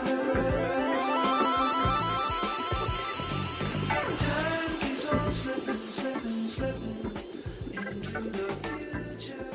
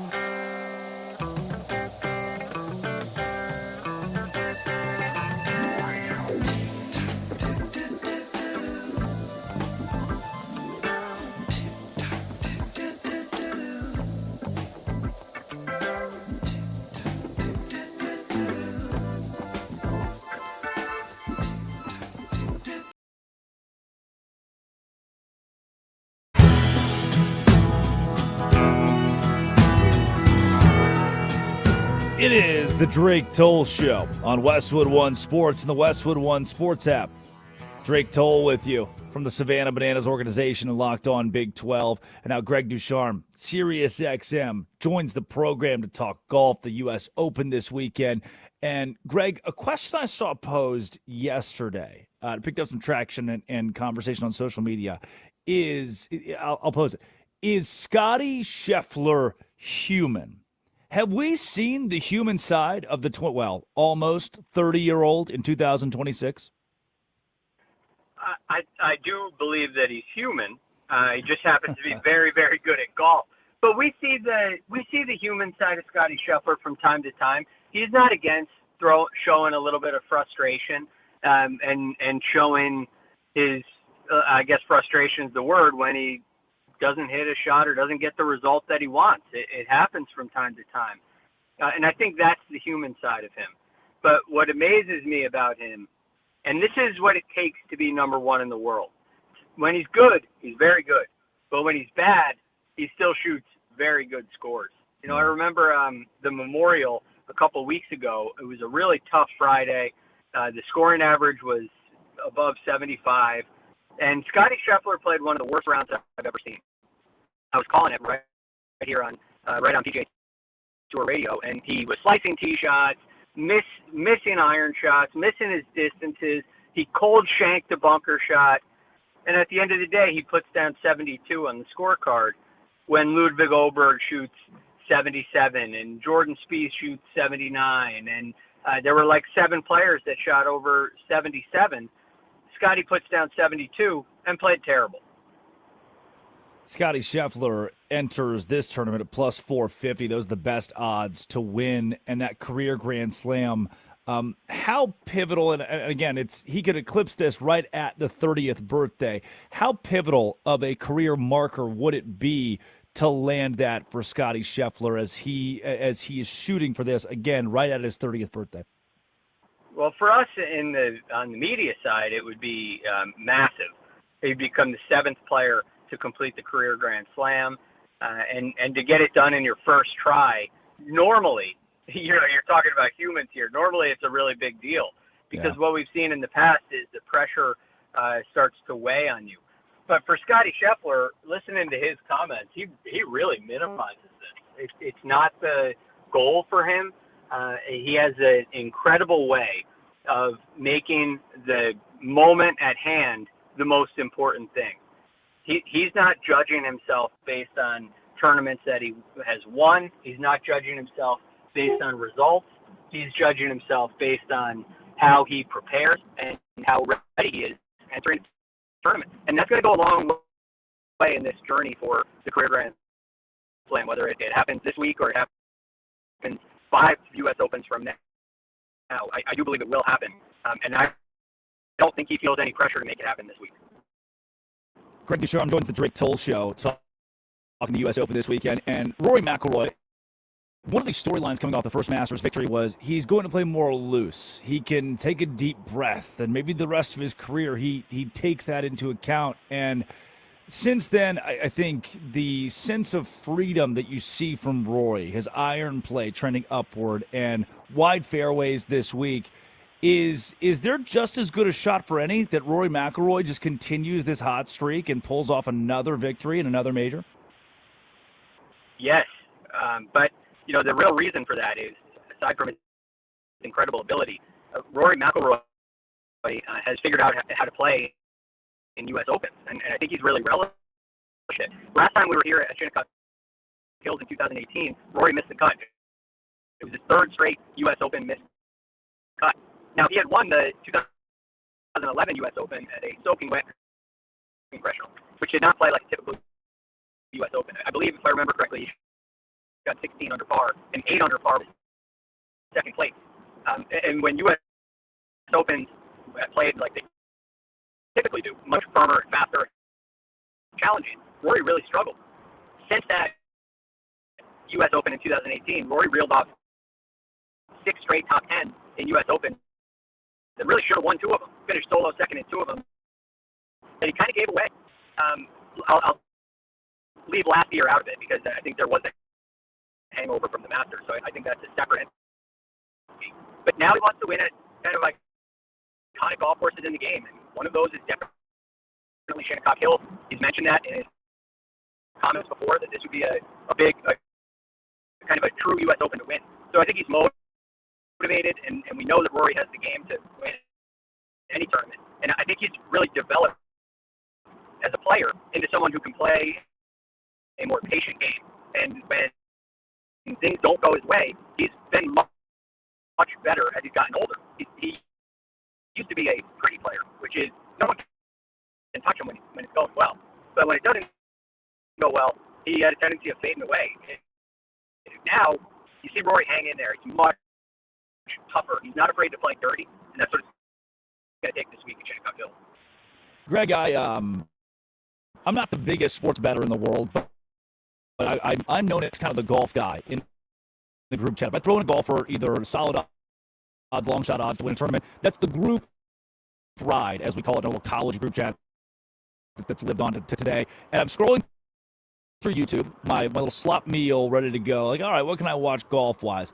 And I see come up for the U.S. Open, only 7 players can win the 2026 U.S. Open, and it's Greg Ducharme Golf on my YouTube.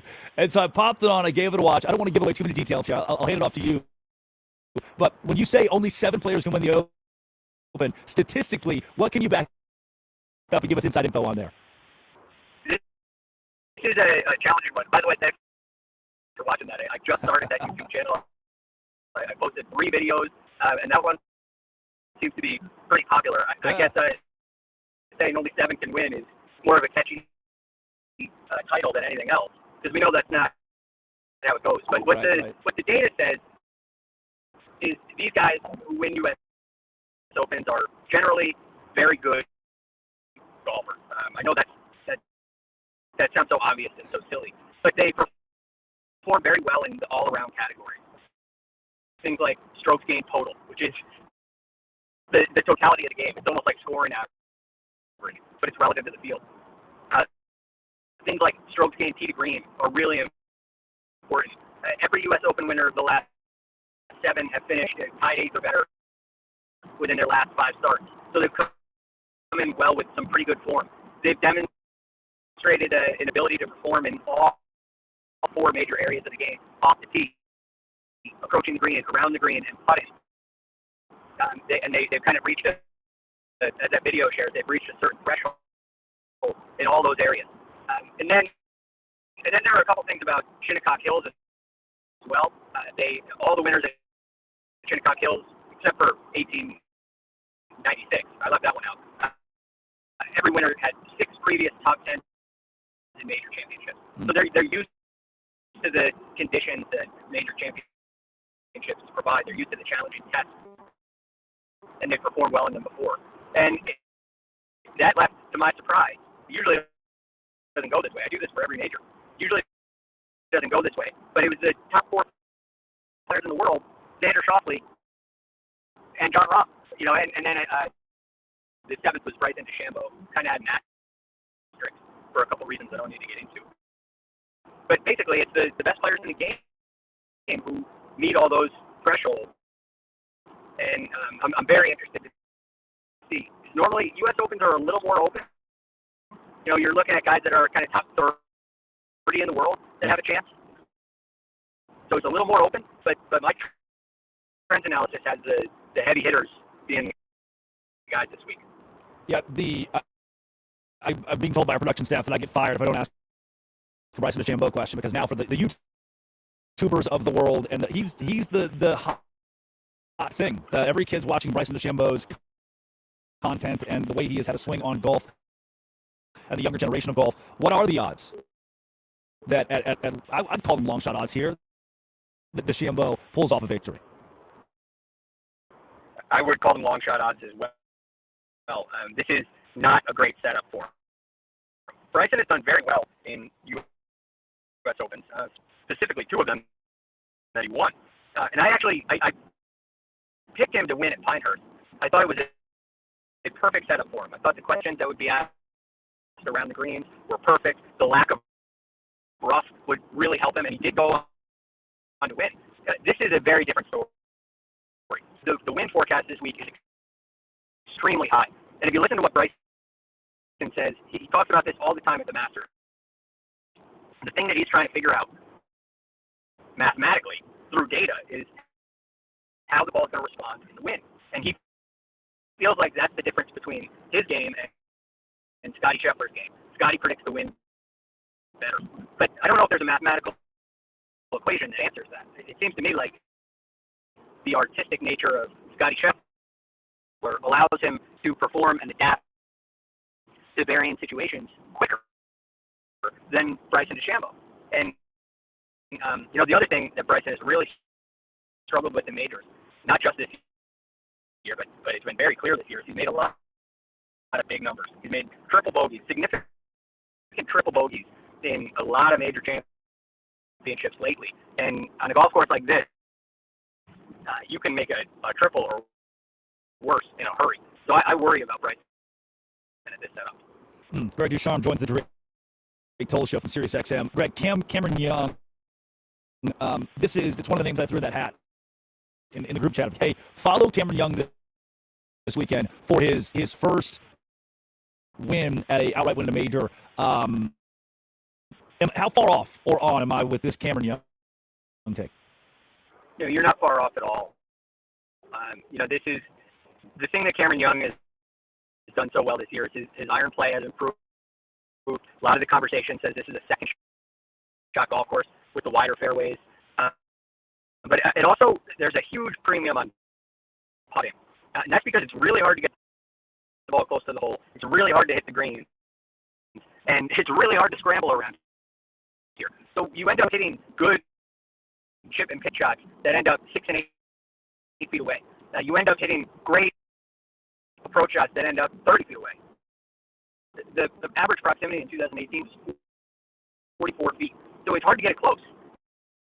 And so it puts a premium on putting. And Cameron Young has one of the best putting strokes in the game, and especially in that short, the range where you feel like you should make it, where you have a really good chance of making it.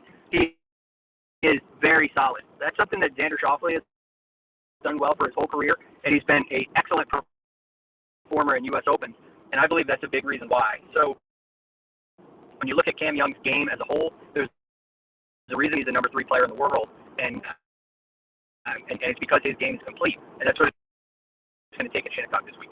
Greg, last thing I got for you, and appreciate you being up early with us talking golf, the U.S. Open this weekend. I've seen Russell Henley, I've seen Shane Lowry, a couple of those long shot names thrown out there. If you had a long shot that you're riding this weekend, who would it be? What is that name?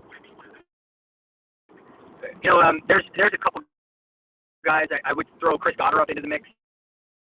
I don't know if he's long enough, but it depends on where your threshold would be. But Russell Henley is definitely a guy I'm paying attention to. Chris Goddard would be my number 1 if he qualifies. Chris Goddard is a very long driver of the golf ball, which isn't going to hurt. It's not necessary, but it's not going to hurt. And he's a very creative player. He's not looking at the track. He's not obsessing over the launch monitor data. He is a very, very much a feel-oriented player. And last year, he showed us his links golf acumen by winning the Scottish Open, looking Rory McIlroy right in the face. And he came in third at the Open Championship the very next week.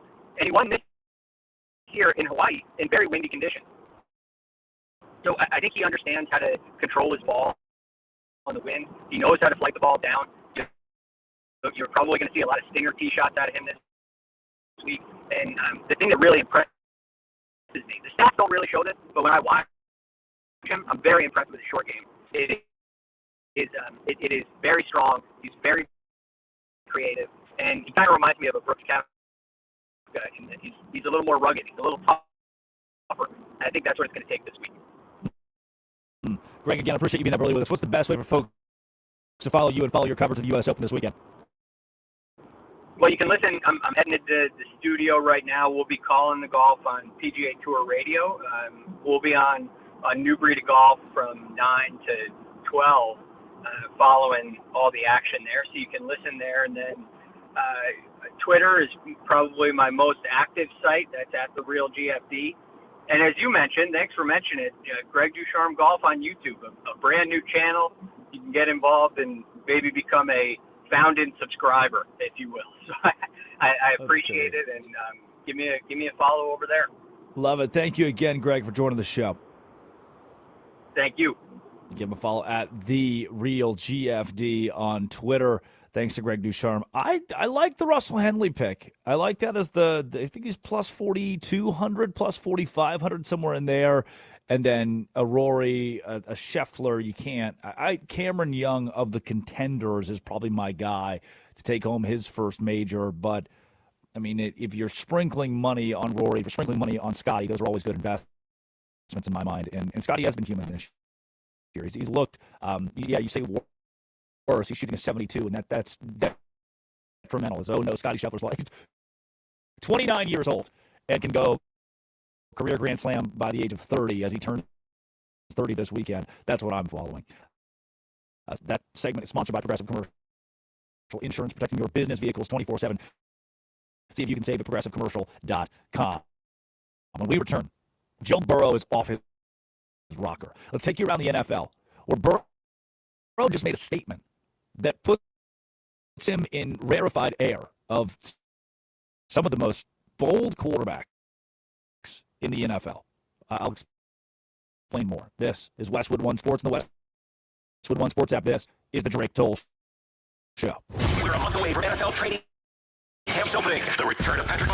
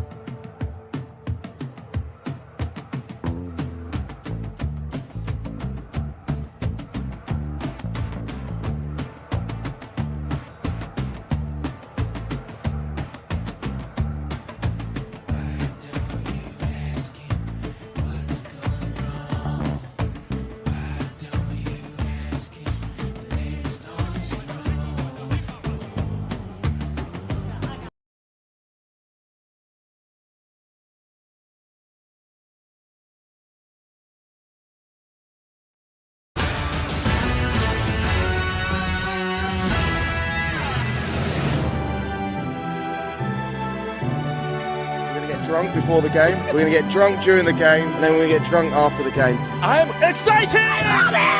Yeah, baby!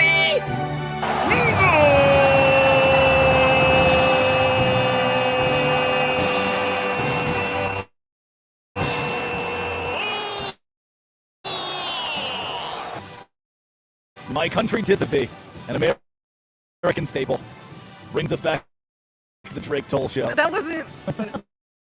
Yes. Yeah. Westwood One Sports and the Westwood One Sports app. I only recognize that song as My Country 'tis of thee. Now what? We won the war. We got our independence. Good morning. Thank you, Laura. I felt something. I needed that this morning. Happy World Cup, everybody. It's in the United States. Who is your daddy and what does he do? It's way too many monies to go.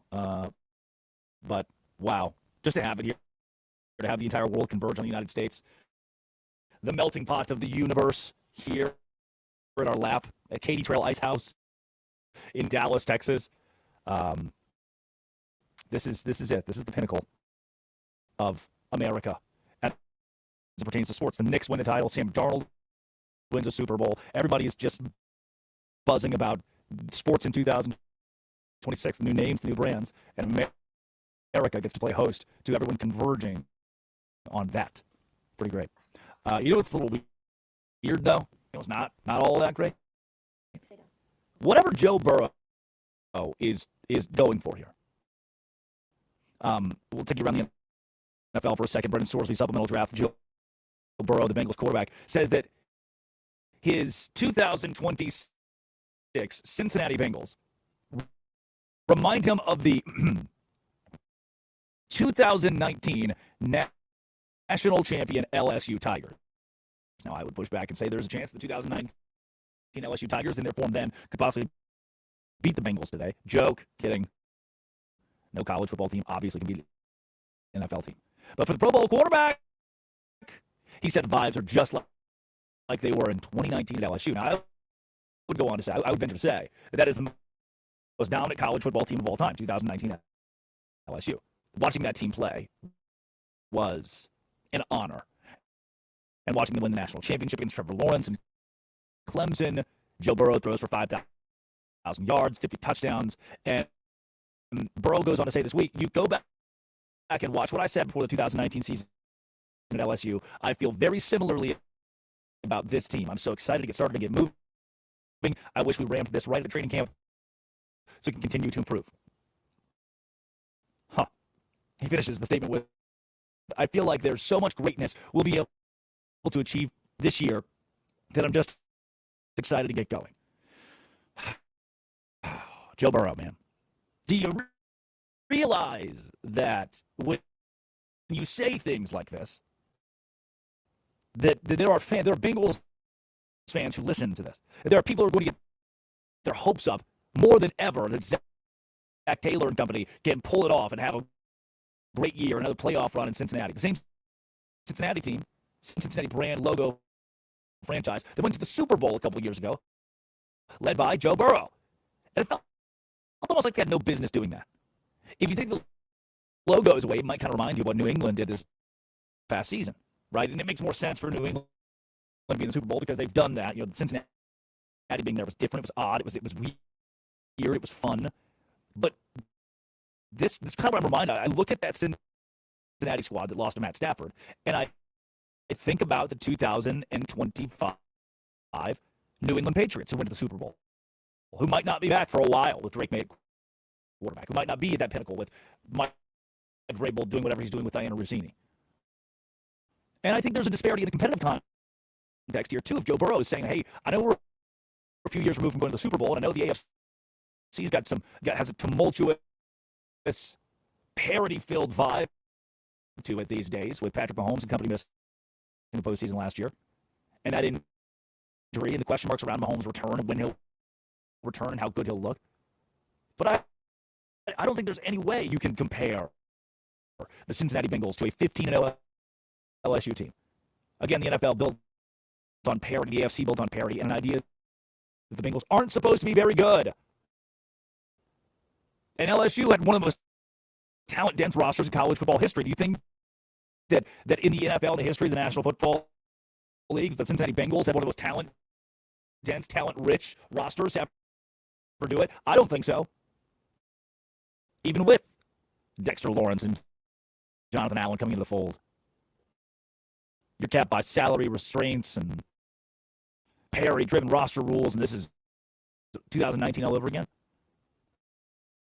Joe, you set every passing record in SEC history with that team. You defined greatness in college sports. But to say today that you feel like you have so much greatness you'll be able to achieve in Cincinnati this year, I don't think so. I'm sorry. I understand betting on yourself, but when you say these things, when you have this rhetoric, there is a fan base listening. You're getting the hopes of a lot of people who are going to have their hopes let down. You're bouncing back after missing the playoffs for 3 consecutive seasons. You finished 6-11 last year. You've been unable to stay healthy.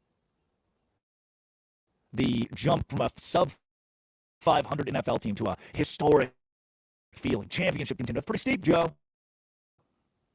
And Burrow's leadership is respected. He's revered across the league. People like him. But that leap from the Cincinnati Bengals, to Super Bowl contenders, you need a total defensive rebuild. Total defensive rebuild. A healthy Joe Burrow. When you speak of 2019 LSU, you keep the Cincinnati Bengals on the shelf for that, please. Elsewhere in the NFL, supplemental draft for Brendan Sorsby. We got to dust off the book. How do we do the supplemental draft? Blow the dust off of it. 2019's the last time we had this. But I don't think that Sorsby, I said it the other day, you could be getting a first-round draft pick. You could be getting a Brendan Sorsby that does really well at Texas Tech next season and is a top 10 pick in the 2027 NFL draft. But you don't know. He won't play down in college football this year. He's going to be on an NFL roster in a couple of months after this supplemental draft. But there are NFL teams that are going to balk at this guy. They don't even want to put in a bid. You're bidding draft picks. So the Ravens bid a 4th rounder, and the Cleveland Browns bid a 3rd rounder, and the New England Patriots bid a 6th rounder. And then ultimately the Browns, their 3rd round bid, land him and lose a 3rd rounder in 2027. You could have gotten a top 5, top 10 pick in the 3rd round because of the supplementary draft. Here's the problem. I don't think you're getting that. The same kid that I watched get swallowed up multiple times last year, Utah and Nebraska. His stats weren't nuts. Brendan Sorsby wasn't a crazy factor in the Big 12. He led 7-5 Cincinnati. I don't know who died and allowed Brendan Sorsby to be the king of college football, a 5-star option in college football. I don't know how that happened. Last year at Cincinnati, 2,800 yards.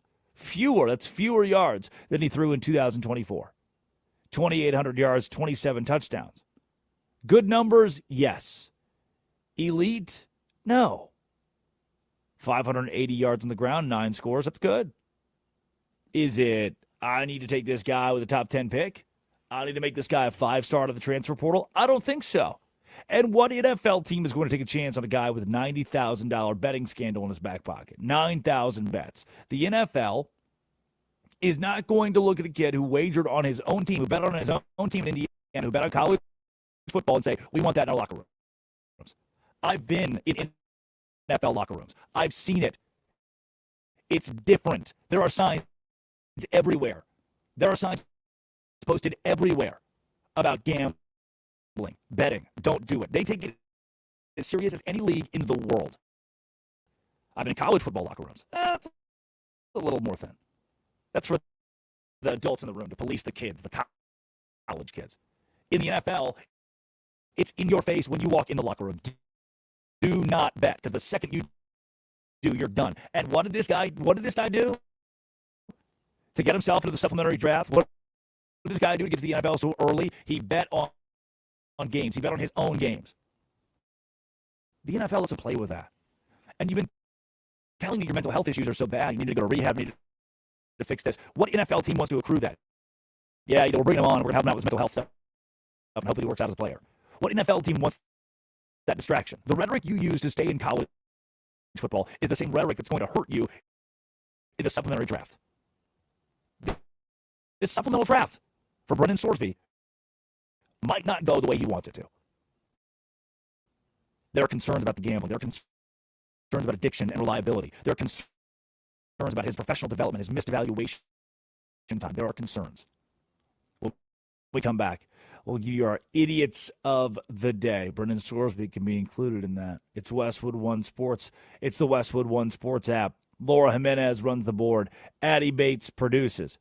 We'll return with your idiots of the day with you 6 a.m. to 9 a.m. right here on the Drake Toll Show. This is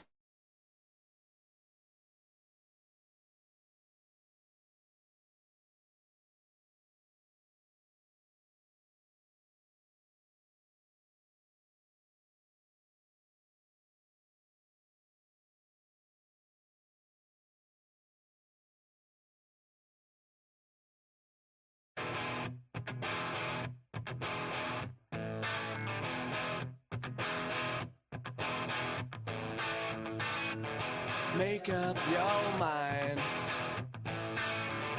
Decide to walk with me around the lake tonight. Around the lake tonight. By my side.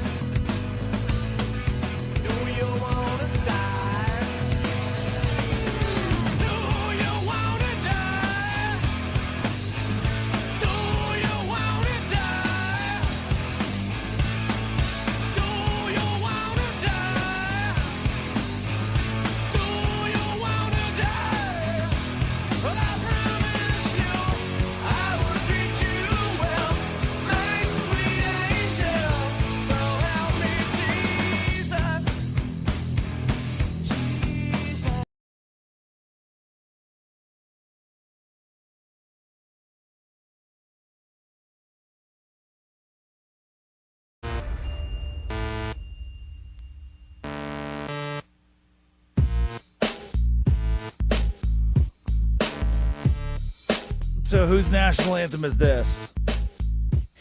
Which The West country? Coast. The West Coast. What is this? Is this a real song? Yes.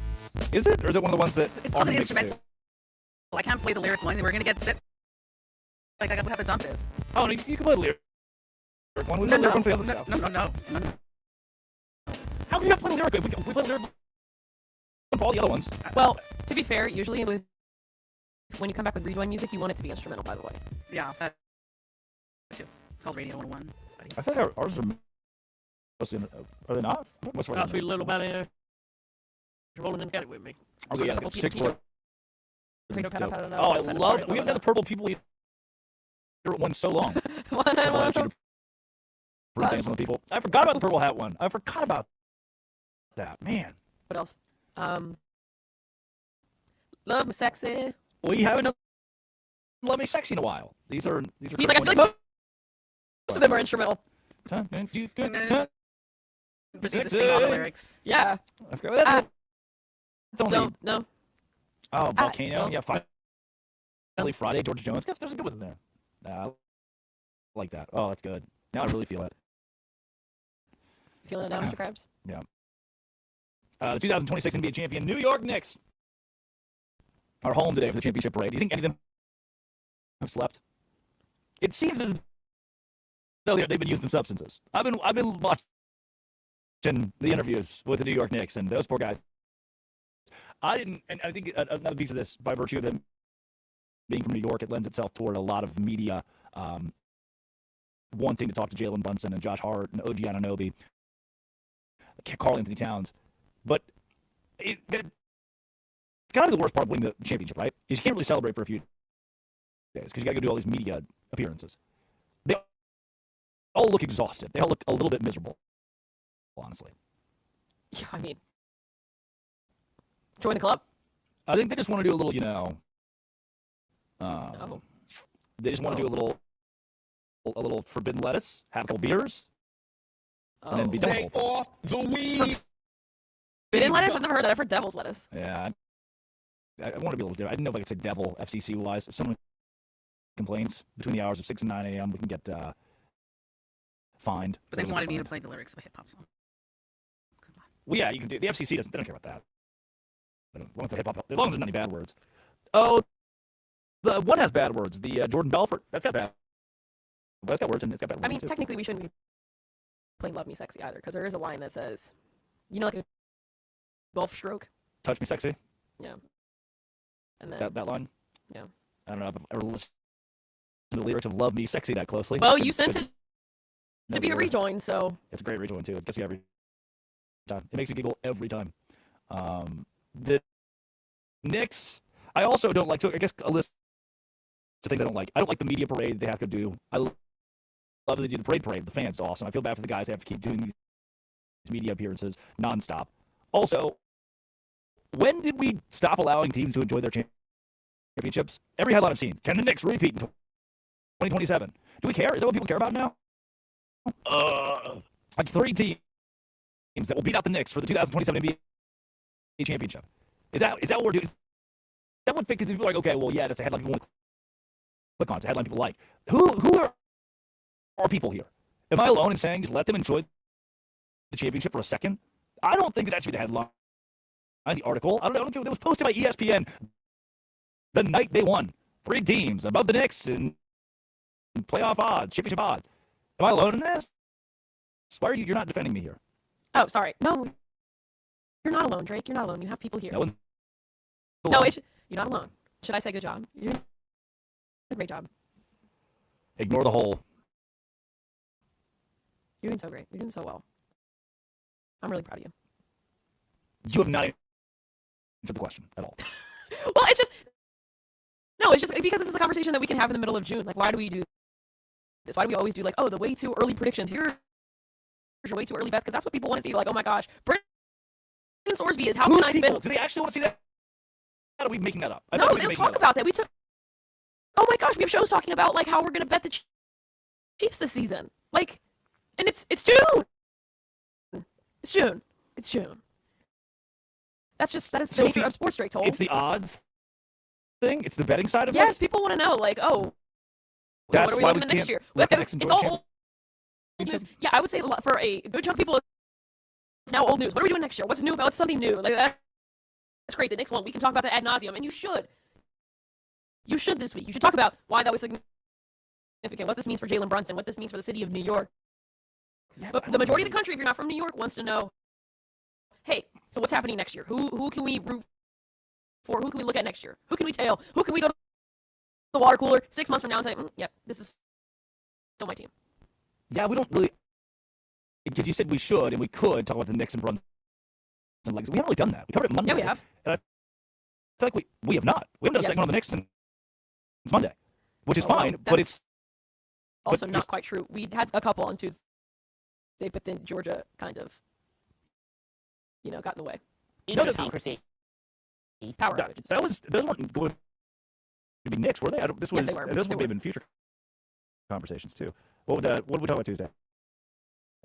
Well, your power outage.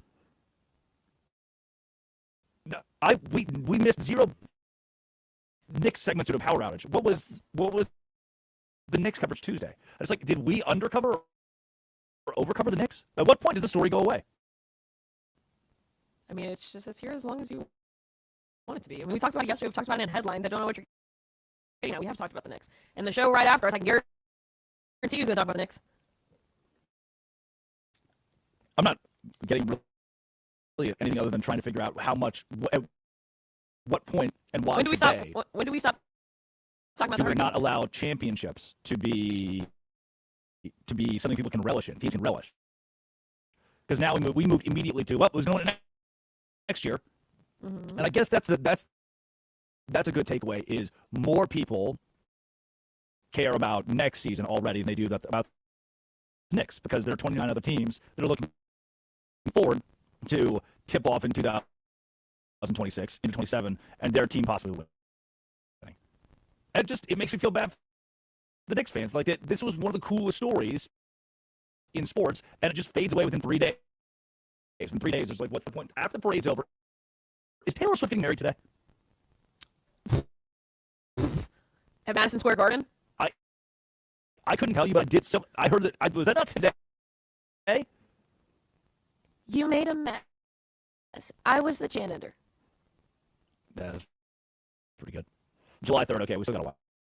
Wow. There's still hope for me. There's still hope for me. I did get invited. I had to turn it down. The day before 4th of July? That's weird. Canada Day. There's more important things going on. It's Canada Day. No. Don't you dare interfere with my Canadian brethren. Those are my friends. Are you a Taylor Swift fan? Are you, Drake, is that one of your little crushes, Taylor Swift? No. Okay. I similar to the same little written response that every man has to say, I love and respect her as a business person and believe that she's one of the most successful women in the world. And I think that what she does for music and women is something special that all people should be excited about. Is your girlfriend a Taylor Swift fan? I don't want to talk about it. Great story. Compelling and rich. I don't have any skin in that game. I'm not listening to Taylor Swift music. I stopped at the song August. I don't know if you ever heard the song August, but it opens with Salt Air, Breezy Shore, I Told You, Never Have I Ever Before. So I'm done. That's it. I draw the line right there. I even was fine with the whole Shake It Off thing. I was like, okay, let's shake it off, shake it off. The concept of Shake It Off is like, people are mean. Don't take it too seriously. It's like, yeah, all right. Good answer. I'll get behind that. It's a good little, yeah. But Salt Air, Breezy Shore, Never Have I Ever Before? No. Mm-mm. What about she grew up in a very rich family and she's like I had to deal with coffee table bills or kitchen bills, whatever like that in one of her songs. Have you heard that? Yeah, and she said something about you wouldn't make it the asylum where they raised me. You mean the suburbs of Nashville? Like, okay. In mansions where you're making so much. And that's a piece of this too. Is I don't have it within me to feel bad for someone who was a millionaire at 15 years old, who has great parents too.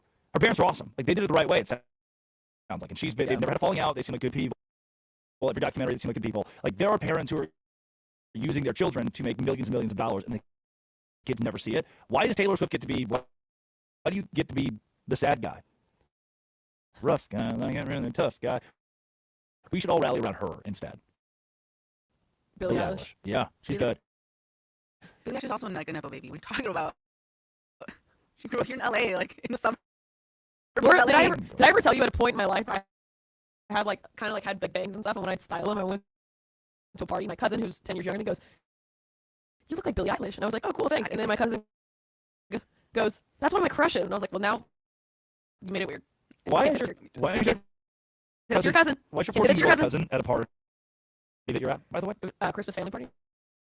Family Christmas party. That's just not what we call parties around here. That's not the connotation of I was at a party. Oh, sorry. Well, also drunk, like we're Southerners. Yeah, a family get together. We were celebrating the birth of our Lord and Savior Jesus Christ, and she said that. No, it was a party. Like we had like we had bar cards, we had kegs. Like we're from the South. I don't know what to say. Was Santa Claus And there? we're Mexican. Well, I don't know about the Mexican side, but yeah, no, it was a party, bro. I'm from a different South. I'm from Dry County South, where you did alcohol, you were going to hell, and so like the men in the community would sneak a Coors Light every now and then. It was always taboo. You'd go to church every Sunday. Dry County, if you could not find alcohol, you still cannot. You have to drive 28 minutes to find a single drop of alcohol you can purchase from a gas station or liquor store. Every gas station, chocolate milk, water, no beer. Wow. Faulkner County, Arkansas, absolutely dry county, and a lot of the counties around it are dry too. A lot of the states dry. They don't do beer. So I had to overcorrect when I got to college. I had to make sure that on behalf of my ancestors that I was getting the job done. And it sounds like you were probably. I was taking shots from the front and the back. Good. Scruffy Murphy's, Waco, Texas. Yeah, I had a time or two down there. You ever? It's time for the idiot of the day.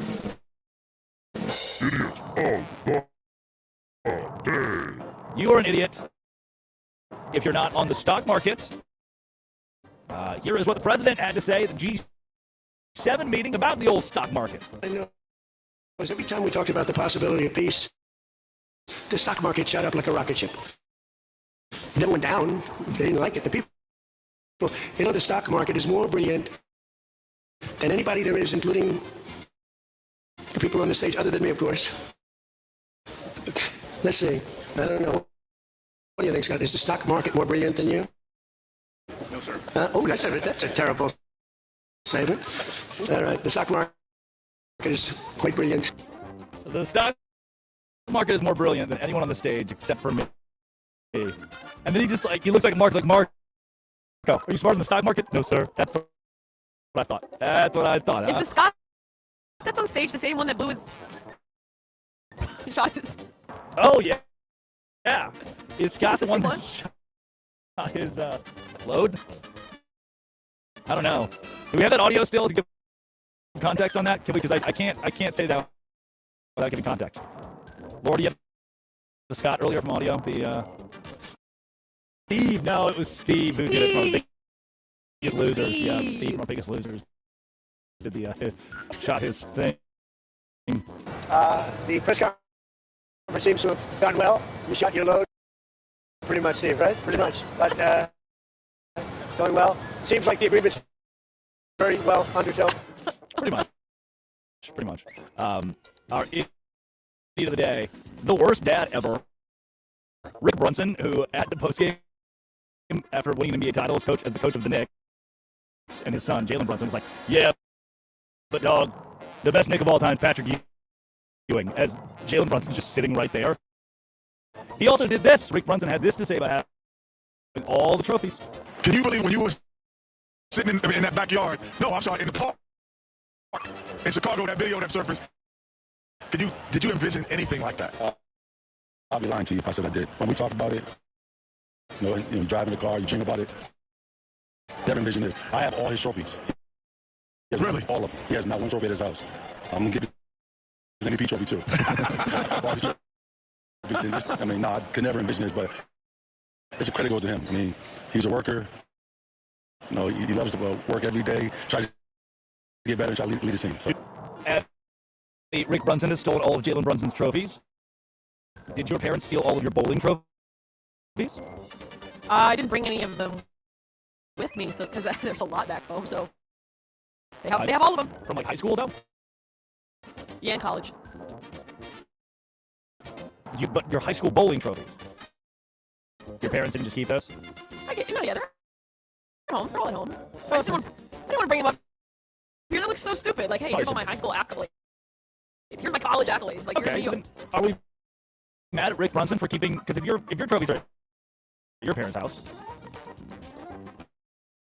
it just depends on the context. I didn't want them up here, so my parents as an only child, like, okay, we'll keep them here.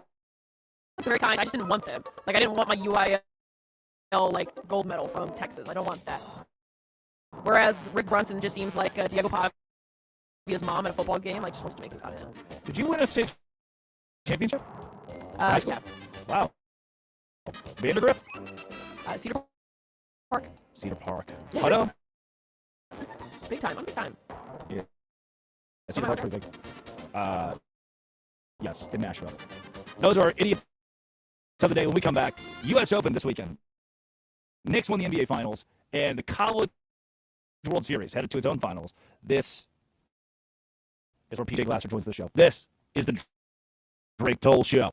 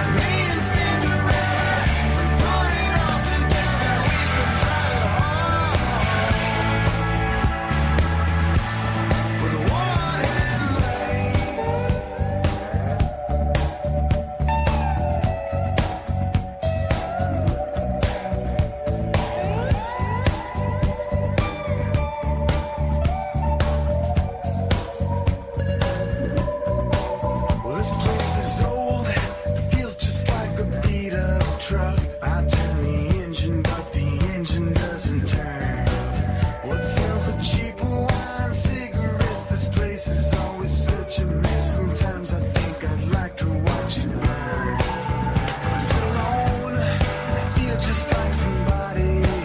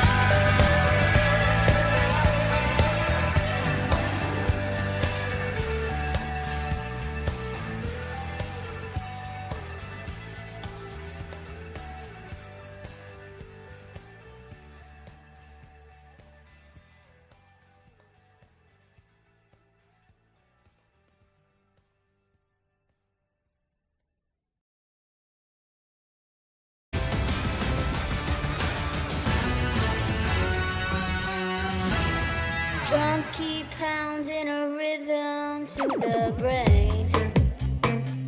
It is the Drake Toll Show. Westwood One Sports, the Westwood One Sports app.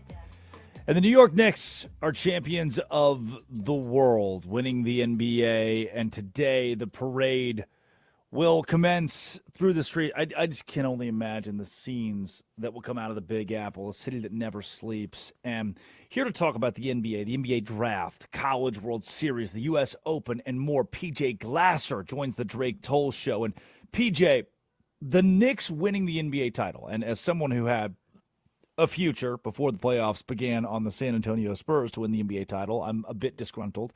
The Knicks winning the NBA title. Did this bring the basketball world together to a land of peace and harmony again somehow?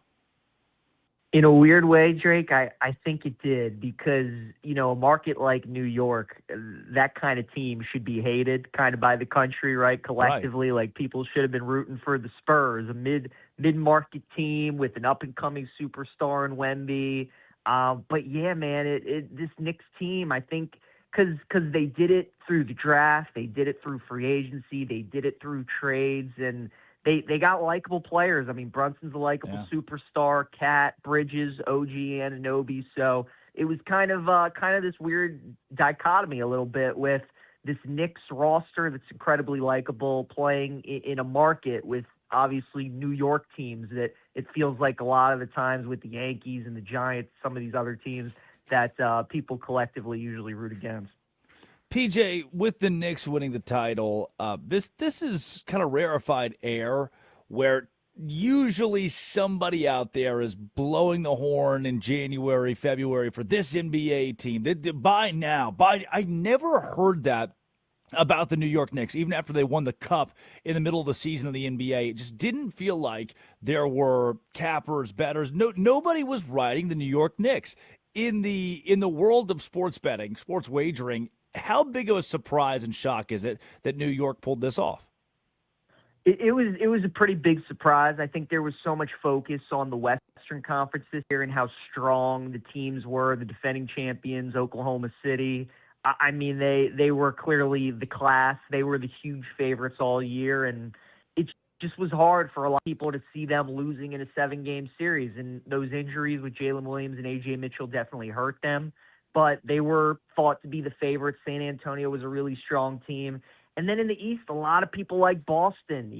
All year they were a really, really good team. And Tatum obviously coming back and looking as strong as he did made people feel like that was the clear team to beat in the East. So you're right. I think because we'd seen the Knicks the last few postseasons not really get over that hump, and from what we've seen out of the regular season, they couldn't beat Detroit in the regular season, who was the 1 seed. We were just kind of wondering if it would be the same old story with the Knicks. And then you looked at how the East matched up in the playoffs. They were the 3 seed. Boston was the 2. Looked like they were going to get the Celtics in the semis. And there was just not a clear path for New York. So that's the beauty of sports. That's the beauty of the playoffs, Drake, is we all think one thing on paper. It plays out another way. But you're definitely right. Not a lot of people saw this coming with the Knicks. And obviously the way that they played. I mean, going on that 13-game win streak, going 16-3, 9 straight wins on the road. It was an incredible run. PJ Glasser joins the Drake Toll Show. PJ, the Washington Wizards. It's the only team that Darren Peterson wants to meet with before this draft. And now you hear the Trae Young news if he's going to test the open market. As we get close to the draft, is A.J. DeBonsa the number 1 overall pick? And I guess the better question for me would be, is he the number 1 overall pick to the Washington Wizards, or will they make a move to allow the Jazz to come up? I think at this point, I'd give it about a 75-80% chance that DeBonsa goes number 1. I think it's still the strongest possibility for sure. I don't think it's crazy that they go with Peterson or that they trade anything like that. This Trae Young news that you're talking about, where he's going to become a free agent on Monday because he wants a max deal. They got a lot of possibilities, Drake, that are floating out there. So this is the beauty of picking number 1. The ball's in your court. You get to do whatever you want. Nobody's ahead of you. If you want to draft your guy, you can do that. If you want to trade with somebody else, you can do that. So they're weighing all the possibilities. At the end of the day, this just feels kind of like to me where people throw out all these trades. Peterson won't meet with any other teams. Everybody's trying to make the case of maybe the Wizards will shock us all and go in a different direction. I mean, Drake, this franchise has been so bad for so long. I just don't feel like they really can afford to take a risk, not going with the pretty overall consensus number one guy. And I don't think they can really take a risk trading this pick. So at the end of the day, I do feel like they take the Bansa. But again, I think there is a possibility they could go in another direction, whether that's Peterson or whether that's trading. What is, if you're looking at futures for the NBA draft, and I know that Debansa being up there, Boozer, Peterson, it's been consensus that those are the top three guys to go. But I'm looking at a Darius Acuff Jr. Who's the guy who's a best bet to land top 5, top 10 that not a lot of folks are paying attention to? I think Adai Mara, Drake, would be the guy that I would look at to go top 10, the big man, the center from Michigan. And I think if you can get markets of like teams to select a certain player like you can in the NFL draft, I would look at Mara going to Oklahoma City, because after watching that Western Conference final, watching what Wemby did to Chet, I think it's clear to us all that Oklahoma City has a Chet Holmgren problem. Because if you're the Thunder, every year you go into a season from now on for the next decade, the team that you're going to have to go through is San Antonio. And Chet Holmgren can be great against 28 other teams, but if he's not good against the Spurs, you got to find a way to fix that. So I think they look to add size to their roster. They look to add an elite defender, and that's what Mara gives you, man. So even though a lot of mocks have him 12, 13, maybe going 15 overall to certain teams, this is the beauty of OKC with all the picks that they've collected through the years. And we've been waiting to see if they maybe ever package them, move up in a draft. I think this could be the draft where they do it. And I think Mara could be the guy. So good price on him, top 10. And again, if you can get him to go to Oklahoma City, that's the guy I would look at. PJ Glasser joins the Drake Toll Show. Last thing I got NBA-wise, and let's flip it to college baseball. We just had this conversation at the 8 o'clock, right at the 8 o'clock segment, about way too early betting odds for the NBA title next season and how Celtics, Spurs, Thunder are all ahead of the Knicks. Is there any value you can get on June 18th to place those wagers that you can't get on October 1st? As crazy as it is, Drake, I was looking at the NBA market, and it is a little crazy to me that OKC is favored over San Antonio and that the Celtics are favored over the Knicks. Even though it's slight and there's not a huge gap, I kind of think when the season rolls around and people are paying closer attention to that stuff, I don't know if those teams are necessarily the favorites when the season kicks off. If you're the Spurs, or if you're somebody betting the Spurs, this was supposed to be the season where they were going to lose to Oklahoma City. When they were in their first playoff run together as a team, they're going up against the defending champs. They had so much success against them in the regular season, and now to beat them in a 7-game series, I would think that you got to feel better about the Spurs moving forward, and those players are only going to get better the next few years. So I think San Antonio's better. And then the Knicks, I mean, the defending champs, I get maybe they had an easy path. They didn't have to play Boston in the playoffs this past year, but that is a team constructed to beat Boston with how the roster is built, and they're going to run it back last year. So I don't agree with the markets that the Celtics should be favored in the East, the Thunder should be favored in the West, and because of that, I do think there's some slight value on San Antonio and New York. PJ Glasser on the Drake Toll Show, the College World Series, and now Oklahoma and North Carolina in the title. Before we get into that matchup, the parity of baseball, the fact that all 8 teams in Omaha this year were different than the 8 last year, that's rare. There's not a lot of dynasty building going on here, and the fact that North Carolina is there representing the ACC, which is an underrated baseball conference. What do you make, I guess I should say, of this year's college baseball tournament and the fact that Omaha wasn't littered with as many blue bloods as usual?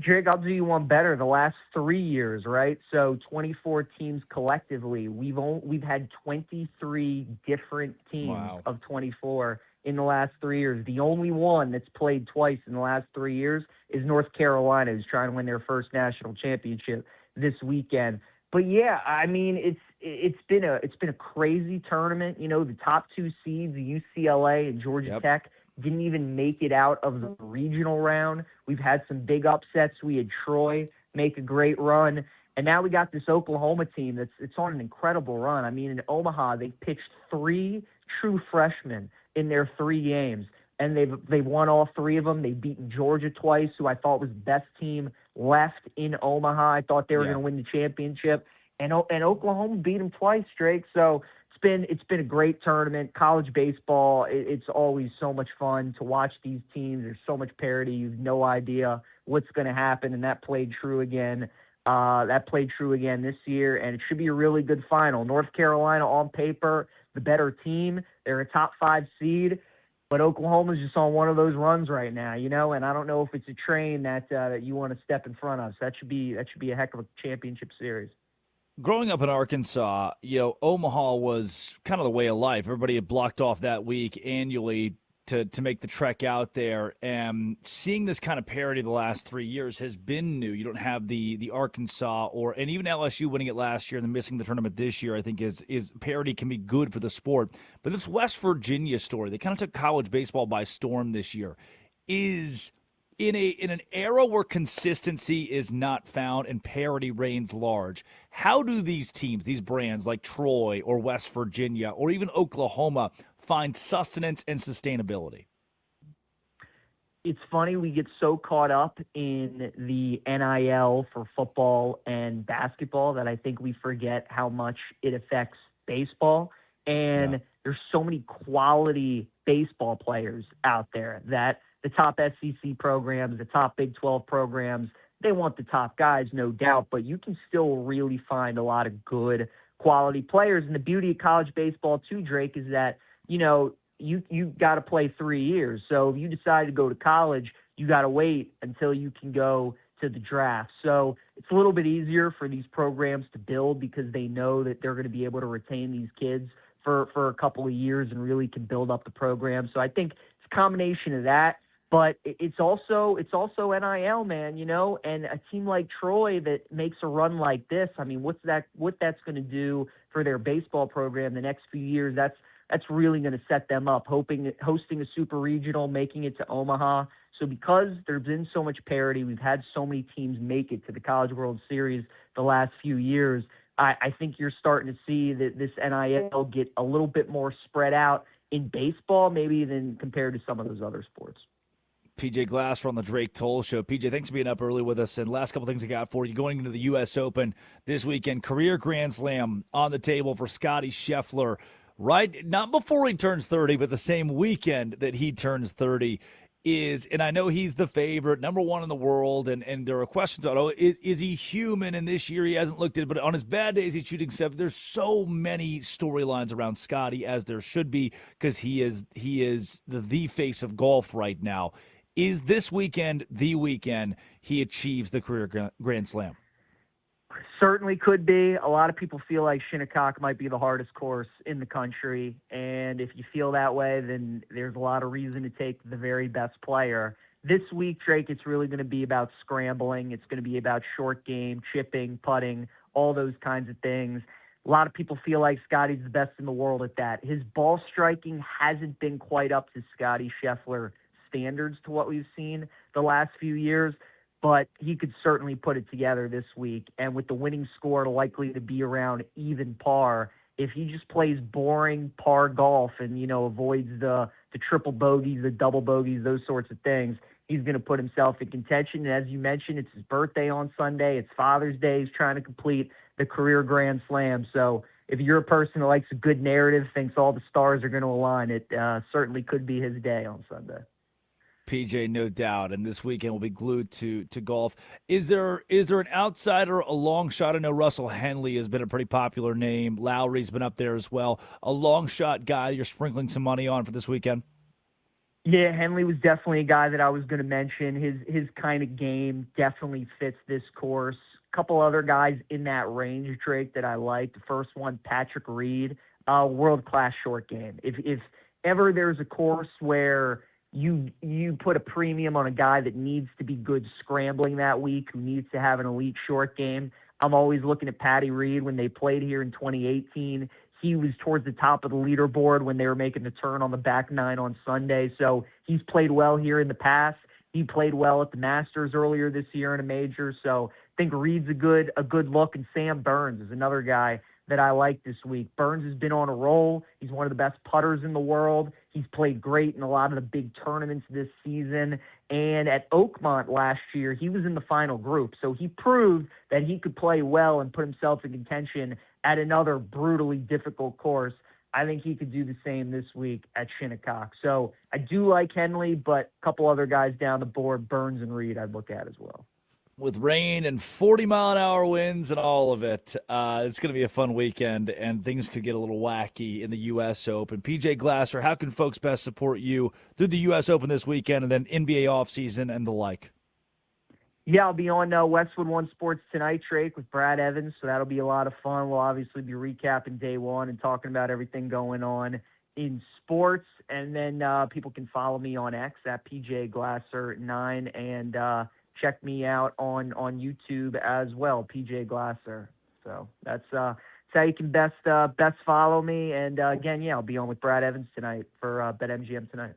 Love it, PJ. Thanks again for your time. We'll talk to you again soon. Absolutely. Thanks, Drake. At PJ Glasser9 on Twitter, you can follow his coverage of the U.S. Open this weekend. That's Scotty Scheffler, man. If we're rain and 40-mile-an-hour winds are in the forecast, I'm putting the bulk of my money, the bulk of my wager on a guy like Scotty that you know you can trust, on a guy like Rory that now I guess you can trust, on the favorites, on a Cam Young, on the favorites, because that lends itself. I want the most consistent golfer in conditions like that. That's where my money's going to go. Now, could things get weird, and does it open the field up to anybody? Those kind of conditions, possibly. But man, with that knowledge, I want the most consistent guy, and PJ echoed a lot of that. When we come back, did you see it last night? Because it wasn't very good. The World Cup, it's that name, Cristiano Ronaldo, except he's bad now. And a supplemental draft for Brendan Sorsby, but who wants to take him? Who wants to take that baggage? This is Westwood One Sports and the Westwood One Sports app. This is the Drake Toll Show. The U.S. men's national team looks to go 2-0 in group play when the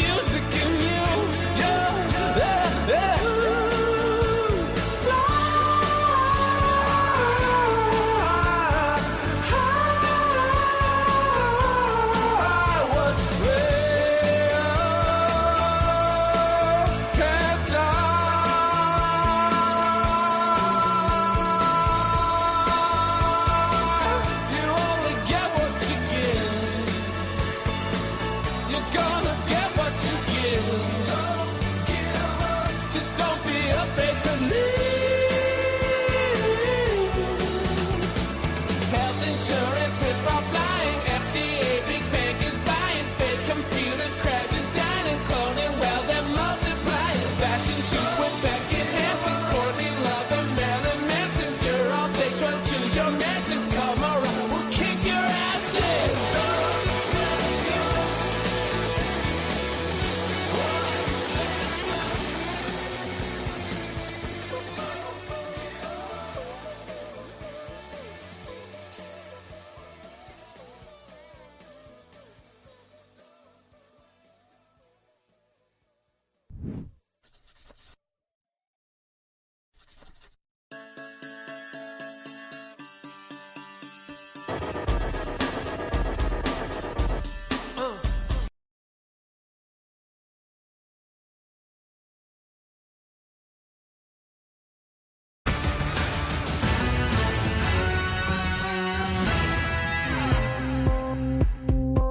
I got a sweet little body and she's rolling in the caddy with me. Ignore the hole. It is the Drake Toll Show. Westwood One Sports, the Westwood One Sports app. Drake Toll with you. Addie Bates produces. Laura Jimenez runs the board.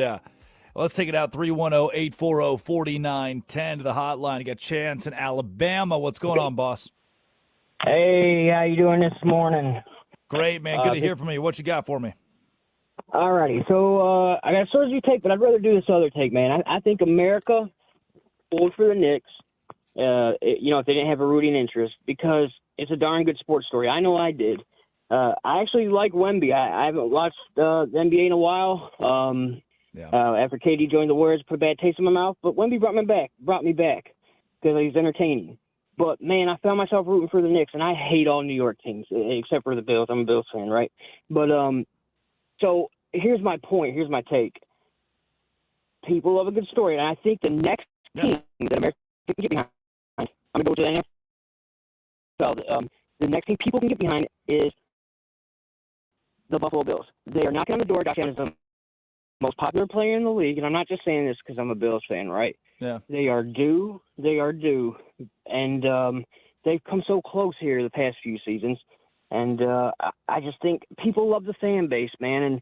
And the second team I would say is the Lions. I think those are two really good teams that all of America could root for with no rooting interest, of course. What do you think?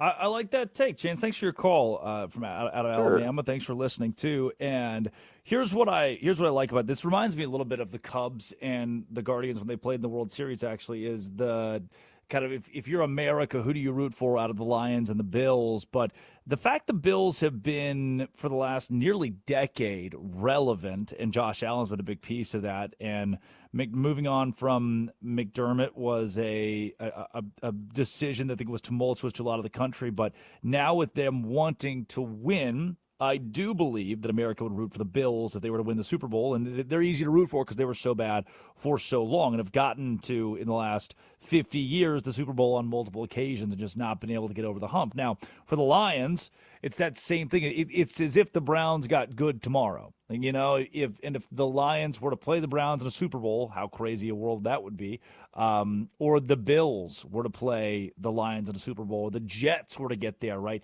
There are these teams that you would root for because they've been so bad for so long. The only issue with the Bills is that they've become more relevant. It would be a bigger surprise to the Lions, who have not been as relevant as long as the Bills have now, or a different scenario for the Browns or the Jets coming out of nowhere and winning at a high level. And that's kind of what the Knicks gave you after dormants for years, after being dormant for years. They spend 2 or 3 years in the spotlight, in the limelight, and now they're winning an NBA title. It happened quickly, and they were easy to root for because of Jalen Brunson. And I think the Seahawks were an easy story to root for this year in the NFL because of Sam Darnold. Who thought that he would win the Super Bowl? He did. He's the Super Bowl winning quarterback, Sam Darnold. So it's a good take from Chance out of Alabama. The Bills and the Lions on your radar to be America's next football team. It is the Drake Toll Show as we wrap this thing up. This weekend, TNT, True TV, the CW, Friday and Saturday with the Party Animals and Texas Tailgaters over in Nashville, Tennessee. I'm boarding my flight. I showed up at the airport yesterday, and they said, "Sorry, sir, the airport's closed." I said, "My flight's at 10:15. It's 8:40. They said, "Sorry, sir, the airport's closed." Wouldn't let me on the plane. So today, I'm taking my happy ass to Nashville, Tennessee. I will be singing and dancing and having all the beer that they have. Thank you. At the Tin Roof in the Category 10. Yeah, yeehaw. And then a couple banana ball games on national TV this weekend. And on top of that, the Savannah Bananas and Indianapolis Clowns tomorrow night at 7 Eastern time. Cameron Stewart, frequent guest of the show, will be on your television calling the game on ESPN prime time between the Bananas and the Clowns. And, man, I keep kind of going back to it. We opened the show with this. Ronaldo is old. Brendan Sorsby is not a guy I want to take in the supplemental draft. I don't want all the baggage of all the betting and all the $90,000 and $9,000. I don't want any of that. Sorsby as a supplemental draft pick is probably worth a third-round pick for a team that needs a quarterback and wants a quarterback quickly. Because maybe he was a fourth-rounder. Maybe he bottomed out at Texas Tech next year. They had to start Will Hammond instead. Happened at Ole Miss.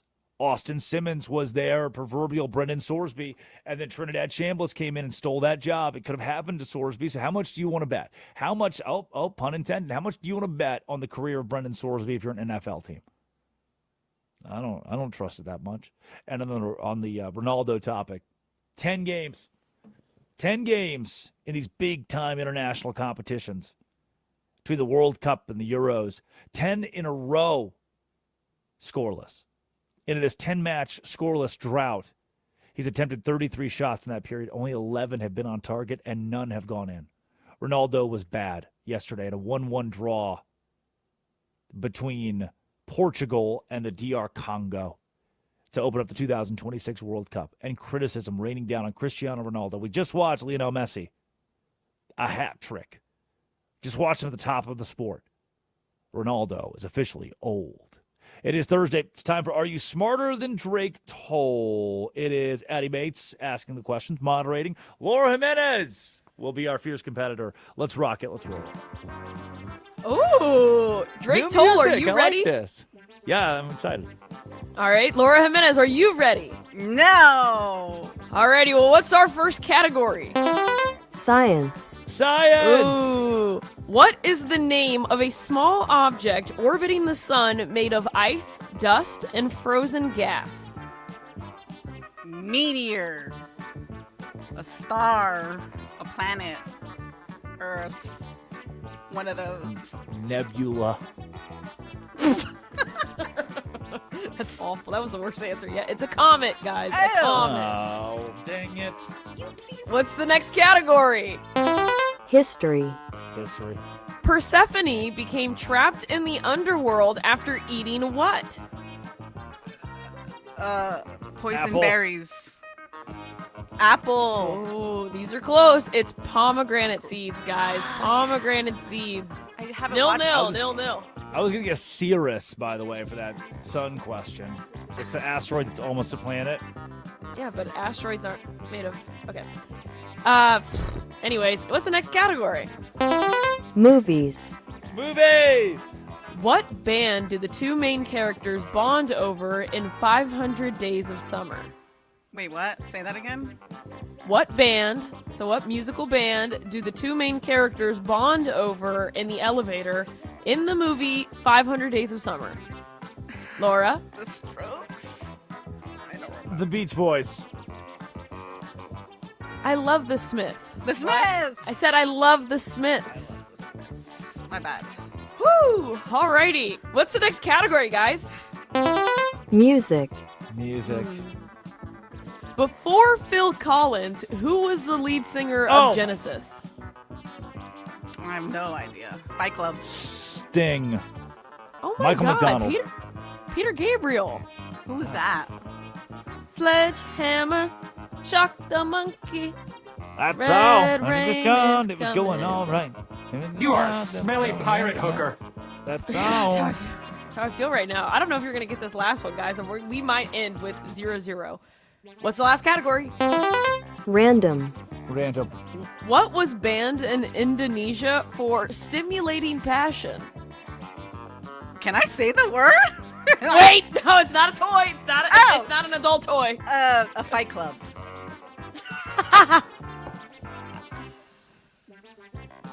Drake. Oysters. Oh. Hula hoop. Gummies. Hula hoop? Yeah. All right, no one gets a point. No one wins. Everyone loses. The points do matter. Everyone's counting. Pretty bad. Everyone's smarter than Drake Toll today. Addie Bates produces. Laura Jimenez runs the board. Colin Jones, Armin Williams, Ryan McGuire, and Bruce Gilbert. Thank you very much for a job. It's a pleasure to be here. You Better You Bet with Nick Kostas coming up. We've been with you from 6 a.m. to 9 a.m. We'll be with you here tomorrow. John Lund's going to join the show. Thank you, John Lund. Back by popular demand. This has been, and it always will be, The Drake Toll Show. And I was taking shots from the front and the back. This is Westwood One's